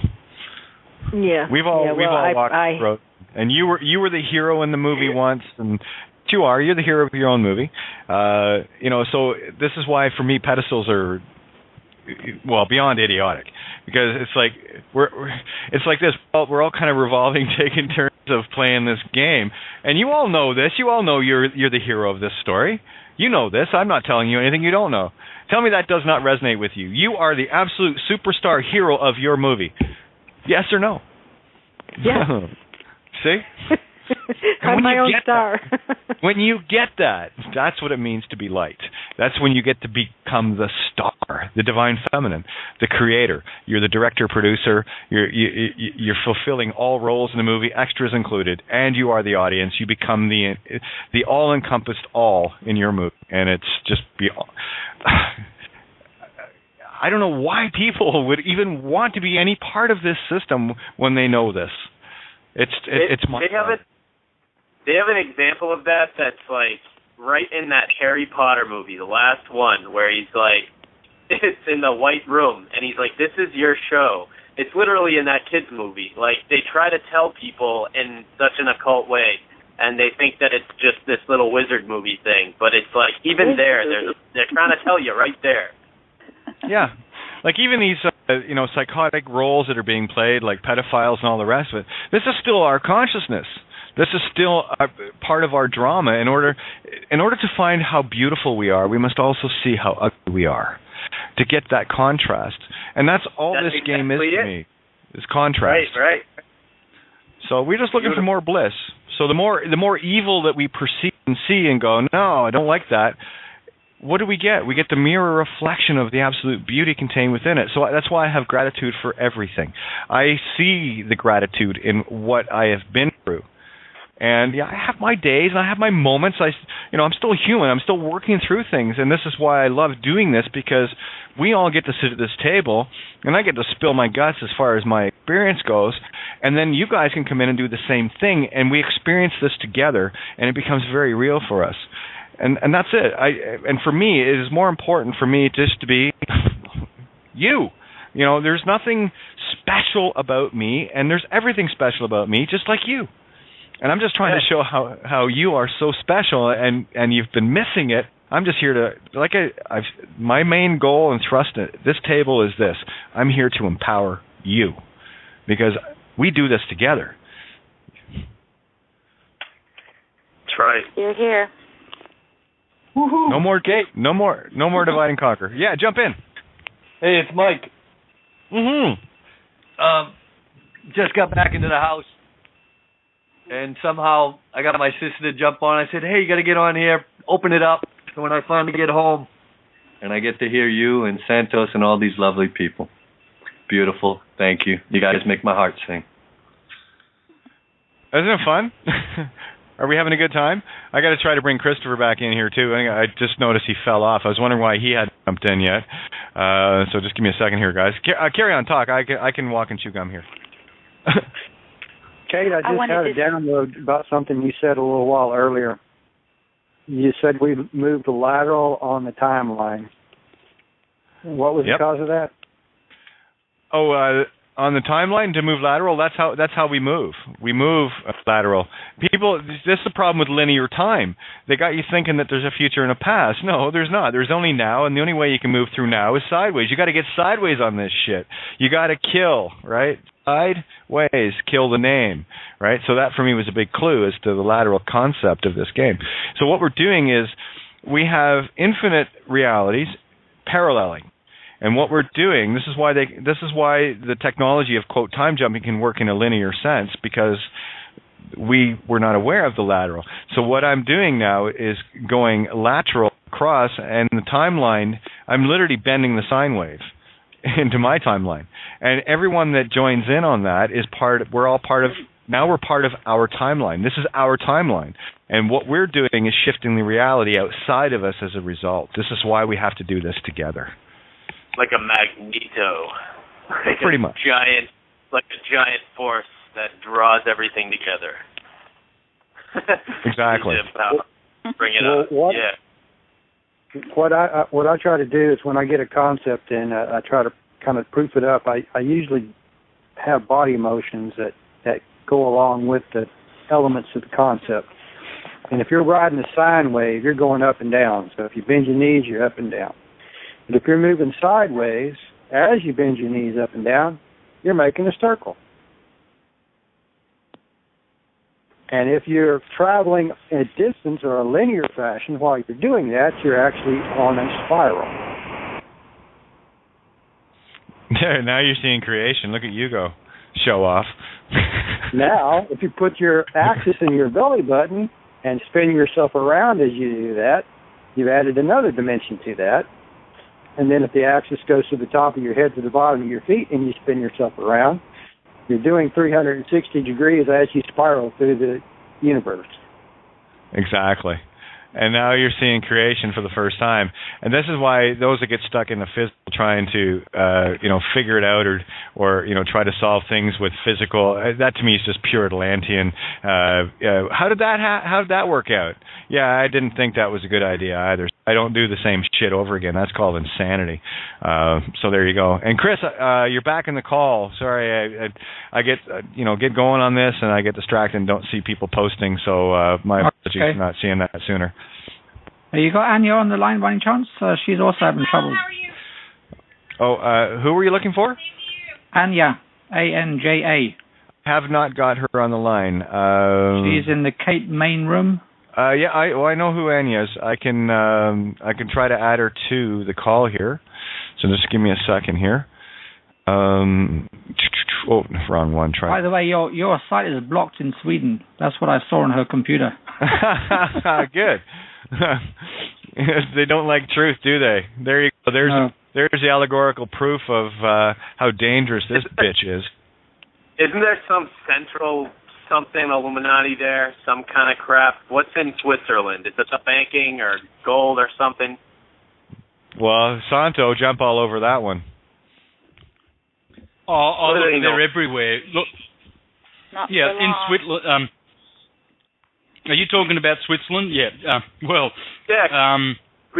got the Pope, and then we've got Switzerland, and then we've got Venice, and all of that with the insurance. I know we've got these main central spots. So where do they fit in? Yeah. Well, you know how the Swiss Guard look after the Vatican, right? Once upon a time, the ones who looked after the Roman elite were the Praetorian Guard. Now, it's the Swiss Guard because they, in fact, run the show. They are protecting their money interests down in the Vatican because all the pedophile scum of the Rabbanim bar actually come from the Temple Bar, and those entities are in Switzerland. That's why that place is a sovereign state, and that's why they're always neutral, because they're the ones that foment all the wars. That's where the warmongers actually direct all the wars. Together with the other three cities, London City, Vatican City, and DC. Don't forget Luxembourg in there. Lux, remember? Okay, that's another part of that puzzle. Oh yeah, look, you can extend this. It's an octopus. What they do is they have different arms of everything, branches of the same one monster all over the planet. So Switzerland serves as, you'll find that all the snipers and mercenaries and killers that work for Mossad, CIA, they all have holiday homes and resorts in Switzerland. It is the most corrupt place on the planet. Go. No, I just said son of a bitch. Oh yeah. Those guys suck. I never realized this. I never realized Swiss Guard. That makes sense. Duh. Yeah, we talked about that one in quite a bit of detail. Yeah, Swiss Guard ties back to Universal Postal Union, and of course the Hague is the Universal Postal Union Court, and the Pope, of course, heads up the Hague and heads up the Universal Postal Union. This is why this whole postal thing and how it ties together to these spiritual contracts is so critical to unveil, but it's unveiled now. So when we unveil something in thought, merely thought, this is why I need you to know how powerful you are. When you have an aha moment, you have had that moment for the entirety of the universe. This is why you stay the course. I tell people that all the time. Stay the course. The course, say, the heart of himself, herself, itself. And when you know this, when you really know this, why do you think I'm so diligent and constantly, this is all I do, because I am constantly searching for these things that are going to lift one more veil, one after the other, and that is my driven passion. And I got to say, for a Gemini to be this focused, I think it's kind of a rare thing, being mutable air. And this was one of the I had to condition myself in. Yes, it's rare for us, Kate. It's very rare. Yes. Yeah, there's another one, Randy. Right on. Awesome. By the way, I just want to let you guys know, I actually been to Switzerland, and the people there, I couldn't put my finger on it, but they are very strange people to meet. They're very withdrawn, very kind of, I don't even know what the word is. I just found it very, very weird being in there. Being in I think it was Geneva, I think it was in Geneva when I went there. Yeah, the Gene Va, Genesis to go. Yeah. How about the other one, Bern? Yeah, Bern, Switzerland. Yeah, of course it is. What about the CERN Collider? Where is it? It's in Bern, Switzerland. Oh, it's up there. And of course, what do you think I do the big call out on the Swiss Indo Trust? Are you kidding me? Oh, come on, guys, get original on your COINTELPRO. Okay, we already know what you're doing. The carrots aren't big enough. Sorry, I am not selling my soul for anything in your physical meat stick reality. So quit trying to think I'm going to play 3-card Monty with, because I'm not. Your game's over. I'm done. Finito. Right on. I just want to add that my licentious plates on my truck will expire on the 31st. So there you have it, folks. Yeah, and I'll tell you what happens there is this is the joy of something expiring, because if they're expired, they're not valid. Your plates are not valid, so they cannot take them and use them against you. You see, it's only when you're acting in commerce with tagged plates that they can pull you over, because that's a tax. If you're paying tax, you're a citizen. This is, the traps are everywhere, and you got to get the concepts. Even when you go into a store to pay for something and they have a state or a provincial tax, sales tax, or whatever, with me it's nullified to the point that I reverse all of that. That anything that is deemed tax within anything, and there's tax upon tax upon tax in everything you want to buy anyway, that I reverse that spell, that whoever is gaining from that tax, that it is 1,000-fold negative to them. So yeah, by all means. For me, it's about reversing everything. It's about flowing all of the little tricks and traps back at them, and I just put that into my thinking. And once it's there, once you have the thought, here, you know this to be true. Once you know a truth, there's no giving it back. You know it. So just know it. So don't true. Believe it. Know it. And just to update you, you do recall I received 2 little yellow cards from the city of Wichita. That's in Kansas in the USA. If anyone's welcome to send them their loving documents that Kate has made us. In fact, just plunder them. I mean, just send them all, everybody. And so I sent, I did what we do, and I put it back in there and then taped it up, because it was a bit of cardboard, 8.5 by 11. And the writing on the inside, and then they folded it in half nicely and neatly and put tape on the 3 edges. Well, I just cut one, did my did my paperwork, put my signet on it, and I even put a little urine on it for them. And no signature, obviously, right? And I haven't heard a thing. It's been, a month and a half? I'm not going to hear a thing. They can't do a thing. It's amazing when you put intent into something. This is the part I'm trying to show people, and thank you for confirming it yet again. Once you put the intent into something, once you know what you're doing, you see, everything that I've written is absolutely useless if you don't know what it is. And that's why people have asked me, well, you know, your documents worked for this person, they didn't work for me. Well, okay, well, have you read the stuff? Well, no. Okay, well, don't expect it to. You know, that's the thing. People are still thinking that they can just use a physical gimme effect to save their sorry asses without actually having to do anything and do any thinking and take responsibility for their thoughts. No, you have to take responsibility for your thoughts, get the concepts. Then what you're doing is you're putting your intent out in a physical form. Until then, you're an effect to the effect. You can only be caused when your intent is in line with what's actually on the paper.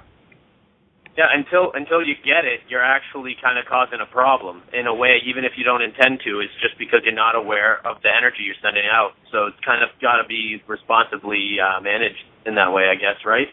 Yeah, you've got to get it. You've got to get it, and this is why. And these aren't difficult concepts to get. This is the joke of it. It's so very simple. Once you know who you are yielding your God position, your God status. Want to hear two real-world examples that are actually kind of funny, but they're real, and it's after I figured this all out, put out the intention, I had a serious ticket in my car, which it was for speeding down something like crazy in the middle of the night, probably like 60 miles over the speed limit. State trooper followed me, pulled me over. I wouldn't give him any information. I was sitting in the driveway of the house I grew up in, but I didn't tell him anything. I was like, what's the problem? I didn't do anything. He's like, you're going fast. And I was like, no, I wasn't. I didn't see anything. And he was like, all right, well, here you go, and gave me this bogus ticket. I put out the intention, literally, when I went into answer to it or whatever, I went in and there was a room full of people. They called aside. 4 people. It was literally like a woman with a baby crying that was like, I stopped at the stop sign. And when I got up there, I'm like, I'm screwed. The guy was like, guilty. And I get up and he's like, sir, we lost your paperwork. Good day. And I was like, what? And he was like, sir. Yeah. And I was like, well, I have a copy of the ticket. And he's like, we lost everything. Good day, sir. Thank you. And I just literally walked out of the room and walked away. And the guy high-fived me at the security post on the way out. And I skipped down the steps. That really happened. It was a serious ticket. Well done. You passed your God test. Thank you. And then there's another example I got to think of, but that was just ridiculous. I just had to share that. So it works. I mean, you got to put out the test and see what happens. If you really know what you're doing, it comes back positive, and then all your bad karma ends up fixing itself, and then you're on the right path. So it works. Merry Crucifixion. Hey, Kate. Yes, Colleen. Okay. I was going to say, I have many stories like he just told and like Chris told earlier, and I'm sure many, if not most people listening do too. That might be kind of a fun thing to share, maybe like on Christmas Day. Sure, that works. I'm in. You know me. Okay. Let's play. What a perfect way to spend crucifixion. Well, actually, what a perfect day to spend the resurrection, where we all come back to life. Well, it's a perfect day to show our power. Exactly. Why do you think everything I'm going to be sending out via email is going to go out on Christmas Day? Merry Crucifixion to you. See, here's the thing, guys. You know, and we're almost out of time. We got like 3 minutes here, but I just want to say this for you guys.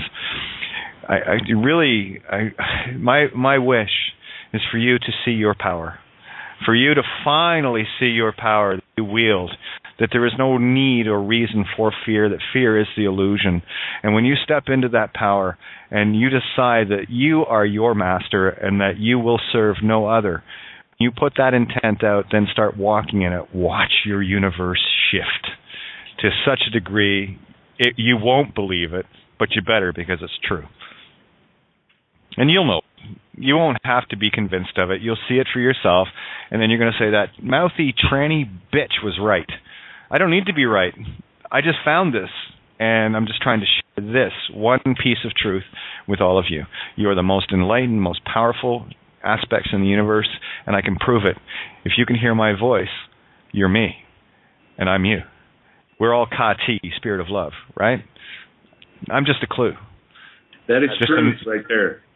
Yeah, I am just a clue, a nail in that coffin. French for nail is clou. It's so true.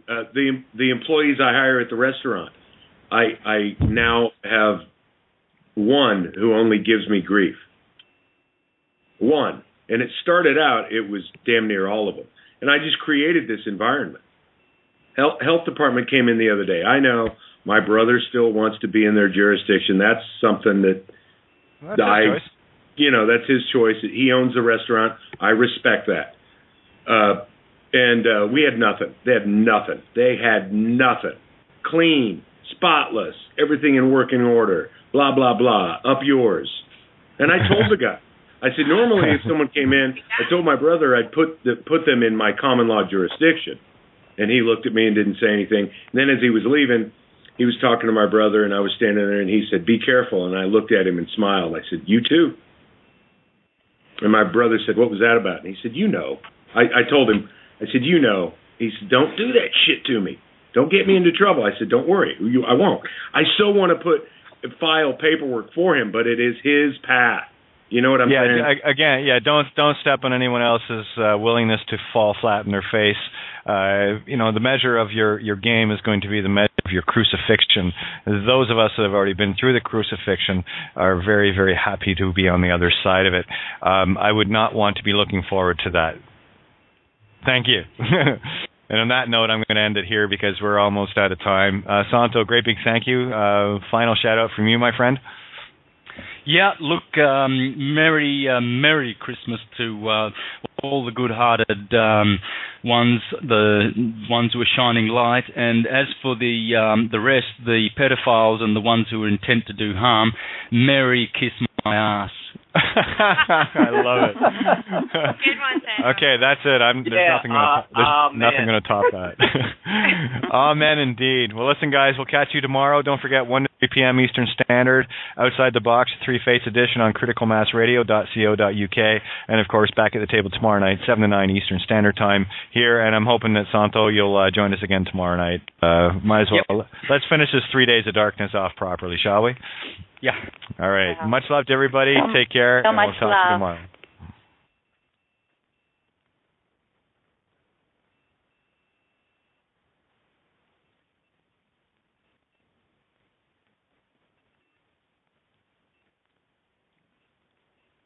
Wave 3 that escaped, and that was Poseidon, Hades, and Zeus. There's your Trinity, the heaven and hell and the in-between, the spirit in between, Poseidon. And, of course, the crone, or the old hag, Whore of Babylon, mother. So the Whore of Babylon is both in London and in Rome, as is the masculine positive and negative as well. So it's all there. It's friggin' amazing. Anyway, that's just my little intro. Well, I see it like this, Kate. The Pope is coming out with a lot of revelations, and so what's happening is it's confusing people, right? Because he's saying that all religions are true, and et cetera, et cetera. What he's saying is the truth because it's syncretism. They will have to admit this. So what they're doing is. They've been bombarded with the truth. And the last straw is potentially, the syncretism that has now visited the planet, which was, and which they were enemies of for 2,000 years.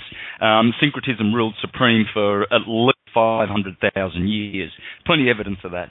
And so what's happening is, the critical mass that is occurring, because many millions of people now are syncretists. due to it being here. And so they really can't run away from this. So what they do is they stand in the middle ground sort of thing, and see what happens, whether they can survive the storm and how they can be flexible to these. It's well known that the Jesuits, when they try and implement some sort of a revolution in any country, which they've done for the last 500 years, they've caused all the revolutions of every kind. And what they do is when they see that the pressure mounts against their schemes, then they jump sides and work that side, infiltrate it, bring them to their knees, weaken them. They're masters at it. So what they're doing now, the Pope was probably getting a barrage of people saying, hey, you've been busted, because syncretism proves that you're just a bunch of swipes and you're telling, falsehoods. And so this is what they do. They co-opt what's happening. The other reason they're possibly doing this is because,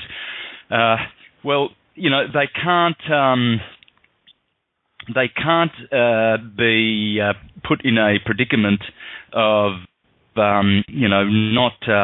not being flexible, and they've got to show that they're changing and they're not a stiff, ancient, draconian organisation. They're looking to get people to follow them any way possible. So you can see what's happening. Nonetheless, it's all a reaction to what we are doing. Please, as you've been saying many times on this show, we are making the changes. Like you said with Paul Jenkins, you took his position and he retires. We brought syncretism to the world, all we, i.e. listeners on this show, and everybody else who,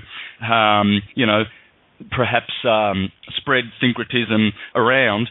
And so we are causing this also to happen. It's happening because we have this power. Now, another thing I was going to talk about today, Kate, I just posted a couple of videos about Cliff Richards, the pedophile and murderer. And the reason I did this is because I have a very, very good friend in England who knows someone personally who's still alive, who showed him the whip marks on his back, and he said this because he was a rent boy. These are in England they're called rent boys. Young boys, homosexuals, go on the street to make money, and they rent their services out to the rich. Anyway, this guy was taken in a limousine to Cliff Richards' home, and of course he took his clothes off and got on the table, and Richards pulled out this whip and started whipping him, and this guy thought, hey, this is not right, this really hurts, and he was cutting into his bones, right? So the guy managed to grab his pants and run the hell out of there, and never said right. Alex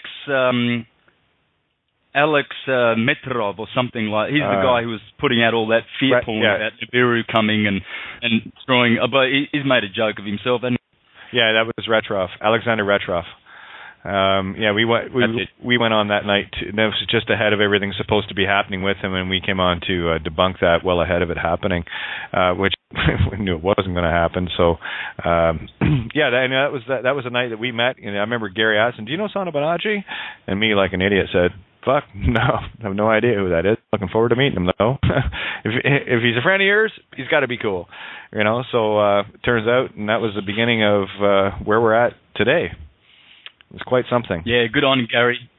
He wants us to get back on the show too, so I just did a recent interview with him. Yeah, he wants me to actually host a weekly show there. I'm still trying to get that sorted out. I'm going to work that out with Chris so he can take a night, and I've got Tainda as well. Still got to get her up to speed, and Bindi. So I've got what I want to do is try to spread things out a little bit with good people that can get this job done and take care of the table, which they can, no problem, right? So because I want to expand even more, and I got. Oh, by the way, the other night we did just under 60,000 at the table, so our numbers are trending way, way up as far as lighthouses showing up. And that's what everyone tuned in here right now is. You're all a lighthouse. You didn't find your way here by accident. You didn't find your way here because you're not awake. I love to say this. The people that tune in here are the most tuned in people on the planet, excluding the shows, of course.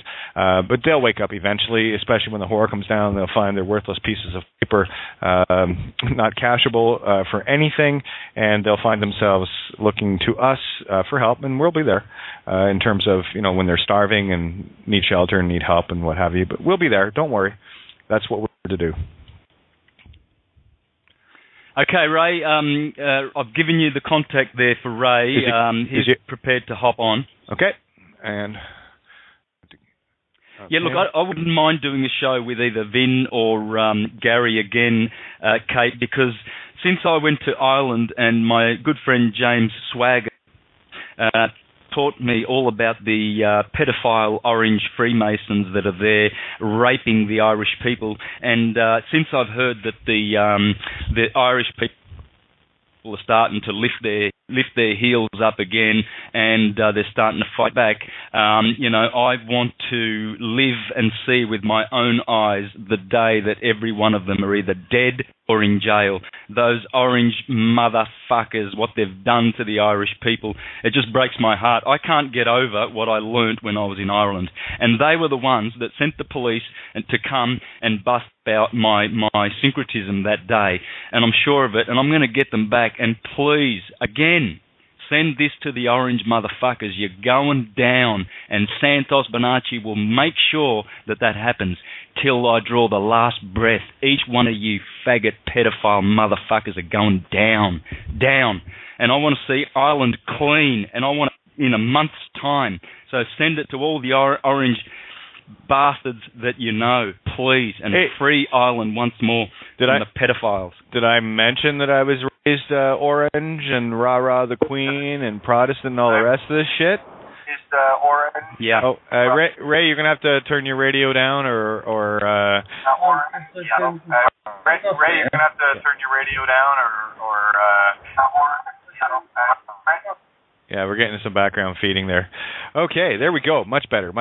Anyway, Ray, good to chat with you again. How you been? Is this you, Kate? Yes, it is. The one and only, the dangerous one, yes. Right. No, I'm just putting a little rumble through the world, Oh, yeah. You know me, mouthiest tranny on the web, right? Oh, you fucking are. Gotta have some claim to fame. You again. It's great. No, you've been ignoring me for about the past 2 years. Oh, God, I've ignored everybody. Who's had time to go chasing anyone? I'm too busy answering everyone. Holy shit. There you go, mate. I don't chase anyone. There you go. Comes to me. Exactly. So we're on the same boat. Excellent. Yeah, that's the thing is things are so lit up. You're listening to Kate of Gaia on Critical Mass Radio. The game is up. Now, it's our turn. You're listening to Santos Bonacci live on Syncretism, here on criticalmassradio.co.uk. As above and so below is the holy science you need to know, astrotheology, because now it's our turn.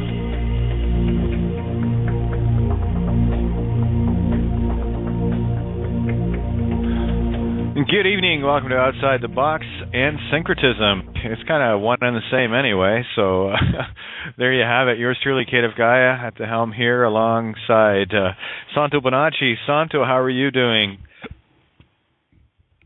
Oh, very well, Kate. Very, very well. Great chat last night. I'm having a lot of fun. If you're not having fun, yeah, you're doing something wrong. Oh, yeah. I got to tell you, there was... Here, you want the latest? Here, let me just set the pace here. Of course, my good friend Mike shared this link with me because you know how I deal in the now, right? I'm looking for the Celtic Road as it is happening in real time, and it's happening in real time. So Pope Francis connects the Vatican system with Revelation 17. Oh, what comes after 17, Santo? 18. That's right. So here we go. A woman rides the beast. So let me just share this, and then we're going to go to town and have some fun and show what is really going on. This is where we deny the Lord Jesus Christ 3 times tonight. Again, not the Christ consciousness. Big difference, right? Lord is physical. The Christ is spiritual. So you can't serve 2 masters. Here we go. And I certainly won't be serving any fucking Lord, that's for sure. Anyway, woman rides the beast. Pope Francis made a startling admission on Saturday in Rome, admitting that not only is the Vatican system a woman, but it's also a mother. That is exactly what the Bible calls her in the book of Revelation. See for yourself. Here's the quote from Revelation 17. And the woman was arrayed in purple and scarlet color and decked with gold and precious stones and pearls, having a golden cup in her hand full of abominations and filthiness of her fornications. And upon her forehead was a name written, Mystery, Babylon the Great, mother of harlots and abominations of the earth. This just may be the Pope that the unsaved world has been waiting for. Well, again, we have our puppets, and I stopped being a Pinocchio puppet and started being a puppet master. So I start pulling the strings here. Vatican Radio. Pope Francis on Saturday spoke about the vocation and the mission of women on Saturday when addressing participants of a study seminar organized by the Women's Section of the Pontifical Council for the Laity on the 25th anniversary of Blessed Pope John Paul II's apostolic letter, Mulieris Dignitatem. The letter was first in papal teaching dedicated entirely to the theme of the woman, and the study seminar in particular discussed the point which says that God entrusts man, the human being, to woman in a special way. Pope Francis also spoke about the special gifts given to women in the church. I would like to underline how the woman has a particular sensitivity for the things of God, above all in helping us to understand the mercy, tenderness, and love that God has for us. Well, we are God, so just let's correct that right away. And it pleases me to think that the church is not il Chiesa, the church, masculine. It is la Chiesa, feminine. The church is a woman. The church is a mother, and that's beautiful, eh? We have to think deeply about this. Now, what is exposed here in the allegory, for me, is the duality of Rome being both masculine and feminine, and London being both masculine and feminine. Remember, I've spoke countless times about the quad. Positive, negative, masculine, positive, negative, feminine. There has to be both sides in both polarities to get the full picture of a 4-chambered heart. Okay? It's your directions, north, south, east, and west. 4 shows up occasionally, right, Santo? So here it is. Rome has to be Papa, which is there's your male aspect, and also has to be Mama. It can be both, right, at the same time, because the church, of course, is you hear them talk about the church being female, being a woman. It's been that way. Well, for anyone that was actually paying any attention at all, you'd already know that. But here's the magical trick of London, in that it is the crown, or crone from Kronos, which is the mythological character Saturn, or Kronos, who ate his own children. So the email addresses of any of these pricks, like Cliff Richards, send these shows to them. My name's Santos Bonacci. You're in jail, asswipe. You are a killer. We got you. You're a goner. You won't be hiding in Barbados for much longer, you hear me? And all your faggot songs that you've ever written, I've never listened to any of them because you look like a piece of shit anyway. Thank you very much.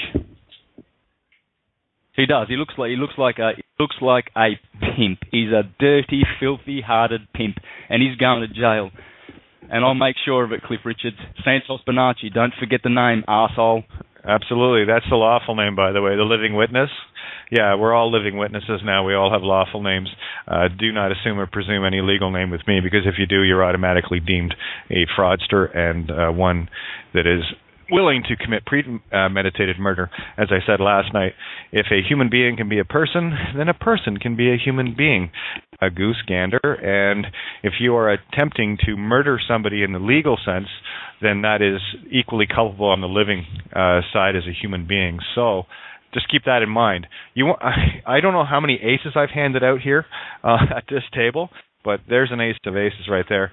Anyone that is attempting to gain any sort of legal identification, cops, judges, lawyers, anybody, collection agents, IRS, CRA, any of the collection agencies, credit cards, any of these people that work for them are fully culpable for their actions. And I'll tell you, when you're someone had brought up and getting a credit card at something like a Leon's or something like that, what you're doing, the one that actually hands the application out to get it filled out is the one that is liable for money on the card. People are going to be a little bit terrified of touching paper.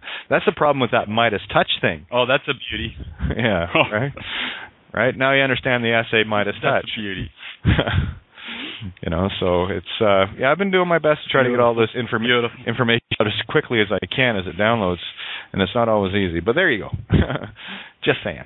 And my friend that has just written to me on Skype is listening in, and he said, let the world know.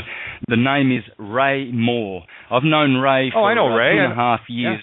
Yeah. Hey Ray, how that's you doing? Right. Yeah, I know Ray very tell well. him to. Ray, hop on Skype and share with us, brother. He actually saw this guy. He saw the whip marks, and they're still, there years later. Imagine how many little boys have been brought to Cliff Richard's home to perish. Poor young boys. Imagine that. And he snuffed out the one of his. The girls who were killed because she was investigating pedophilia. She was killed. She was murdered. This guy has murdered so many people with all that shitty music that he produced, the arsewipe, and now he's hiding in Barbados. Please, everybody, please find his email address or get it and get this to him, because we're going to get that arsewipe in jail along with everybody else. Eddie Murphy, who's into snuff. Send this to him. Eddie Murphy, you weren't funny anyway. You're a dickhead, and you always will be. And all the people that you snuffed, this is for them. Thank you very much. Exactly. And I'm looking for Ray on my Skype here. I thought I had him. I might have the wrong Skype address. I'll pass it to you. He's probably too shy to pop on. But he's the one who got me. Well, he sort of always likes to be in the background. He's the one that got me a gig on TNS radio with Vin back in the day. Remember we were on that show, Kate? Yeah. So Ray's been there from the very, very start. In fact, he was the first person who helped David Icke out 25 years ago when they were just pulling in 3 or 4 people to warm 3 seats and David Icke was just beginning. He's been a truther for many, many years, Ray, and he knows his stuff. Right on. I'll friend you in a minute. Okay, if you want to pass Ray's contact, I probably have it. I know I have it. But I was a radio host on TNS for a long time, and that's actually where we met. It was Gary, Scottish Sov Gary from No Borders Radio was the one that pulled me in that night. We were going to be talking about what was his name, Russian-sounding name. Why can't I never remember this guy's name? Anyway, we were calling. Oh, yeah, the guy who lives up there, anything about it, until one day he was in my friend's presence. I won't mention who my friend's name is, but he'll come out and reveal this too one day if need be. But he showed my friend the whip marks because this guy was still gay, and he liked my friend and made a move on him, and so anyway, but they got to talking about all this pedophilia and so forth, and he said that was Cliff Richards, and he knew in his heart of hearts that Cliff Richards was intent on murdering him, on killing him with the whip. He's a snuff freak like Eddie Murphy, So I posted a video of Bill Maloney's about pedophilia, and I mentioned that in the chat, right? And then all of a sudden I got about 10 people posting videos about Cliff Richards. So just go to my Facebook friends and have a look at those videos and spread them far and wide. Let's see if we can bring this pedophile killer motherfucker to jail, and let's see how fast we can do it, because we are the manifestors we've been waiting for. He's hiding in Barbados, of course, because with his HBEs, whatever you call them, his knighthood, of course he was buddies with Jimmy Savile and the Queen and all those other pedophiles. Let's see how quick we can get them all in jail, because we know We know in our heart of hearts that they will be in jail. So let's do it quickly rather than later and spare some kids. That'd be nice. That would be great. And one other thing, I mentioned this last night, I'll mention it again. When we're going to be dealing with these private prosecutions, both names must be listed. The lawful name of the individual and the legal. You got to bring them both together, okay? As above, so below, the living and the dead. Okay, so none of these guys get away with it. And the more I look at it, the more prime target number one for private prosecution is Sir Paul Jenkins, the sole corporation sole for the Bank of England, which is, of course, the Crown in terms of the financials.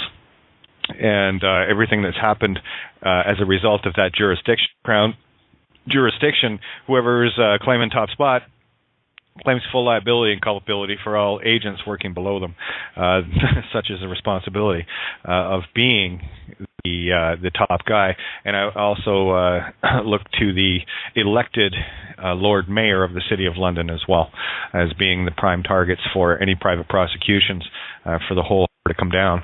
But at the same time, we need to get going. I had a chat with Christopher today and my friend Mike. We're talking, and Ingrid, of course, regarding these and getting set up to. I want to put together a check sheet. You know how methodical I am, so I'm working on it. First, mentally, of course, let the downloads happen, and then I just write it out. But private prosecution, when you're going to be naming anybody, you name them in their lawful and legal names. Lawful name, so-and-so acting as a legal dead by consent person, same name again, of course, right? Well, in my case it's not, but there you go.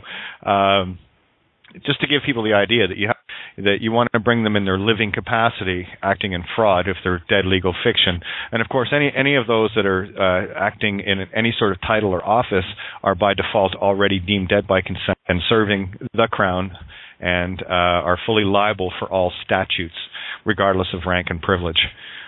If they claim a legal name, claim identification, claim to be part of the system, I don't care if it's diplomat, ambassador, anything that has got a piece of paper attached to it is all things papal, all things Crown. Okay, so just trying to get that point clarified so people can see it even clearer, because it boils down to a bunch of corporate shells, same thing to me, that people have been operating in, and those, of course, the unseen ones that are pulling the strings of all of these individuals. We nail enough of those, and the bigger names are going to start to get dropped. These people that have been running this dark principality are finished. Revelations 18 is coming up. That's what I've seen with this headline. Again, I didn't even need to read the article. The headline was enough for me. Pope Francis connects Vatican system with Revelation 17. There's only one after that. Well, there's a couple after this, but Revelation 18 is when the whore of Babylon comes down. And welcome to Judgment Day. And if you're not seeing this game in the anagogic sense, you're missing it. Yeah, and I urge again the listeners, if you know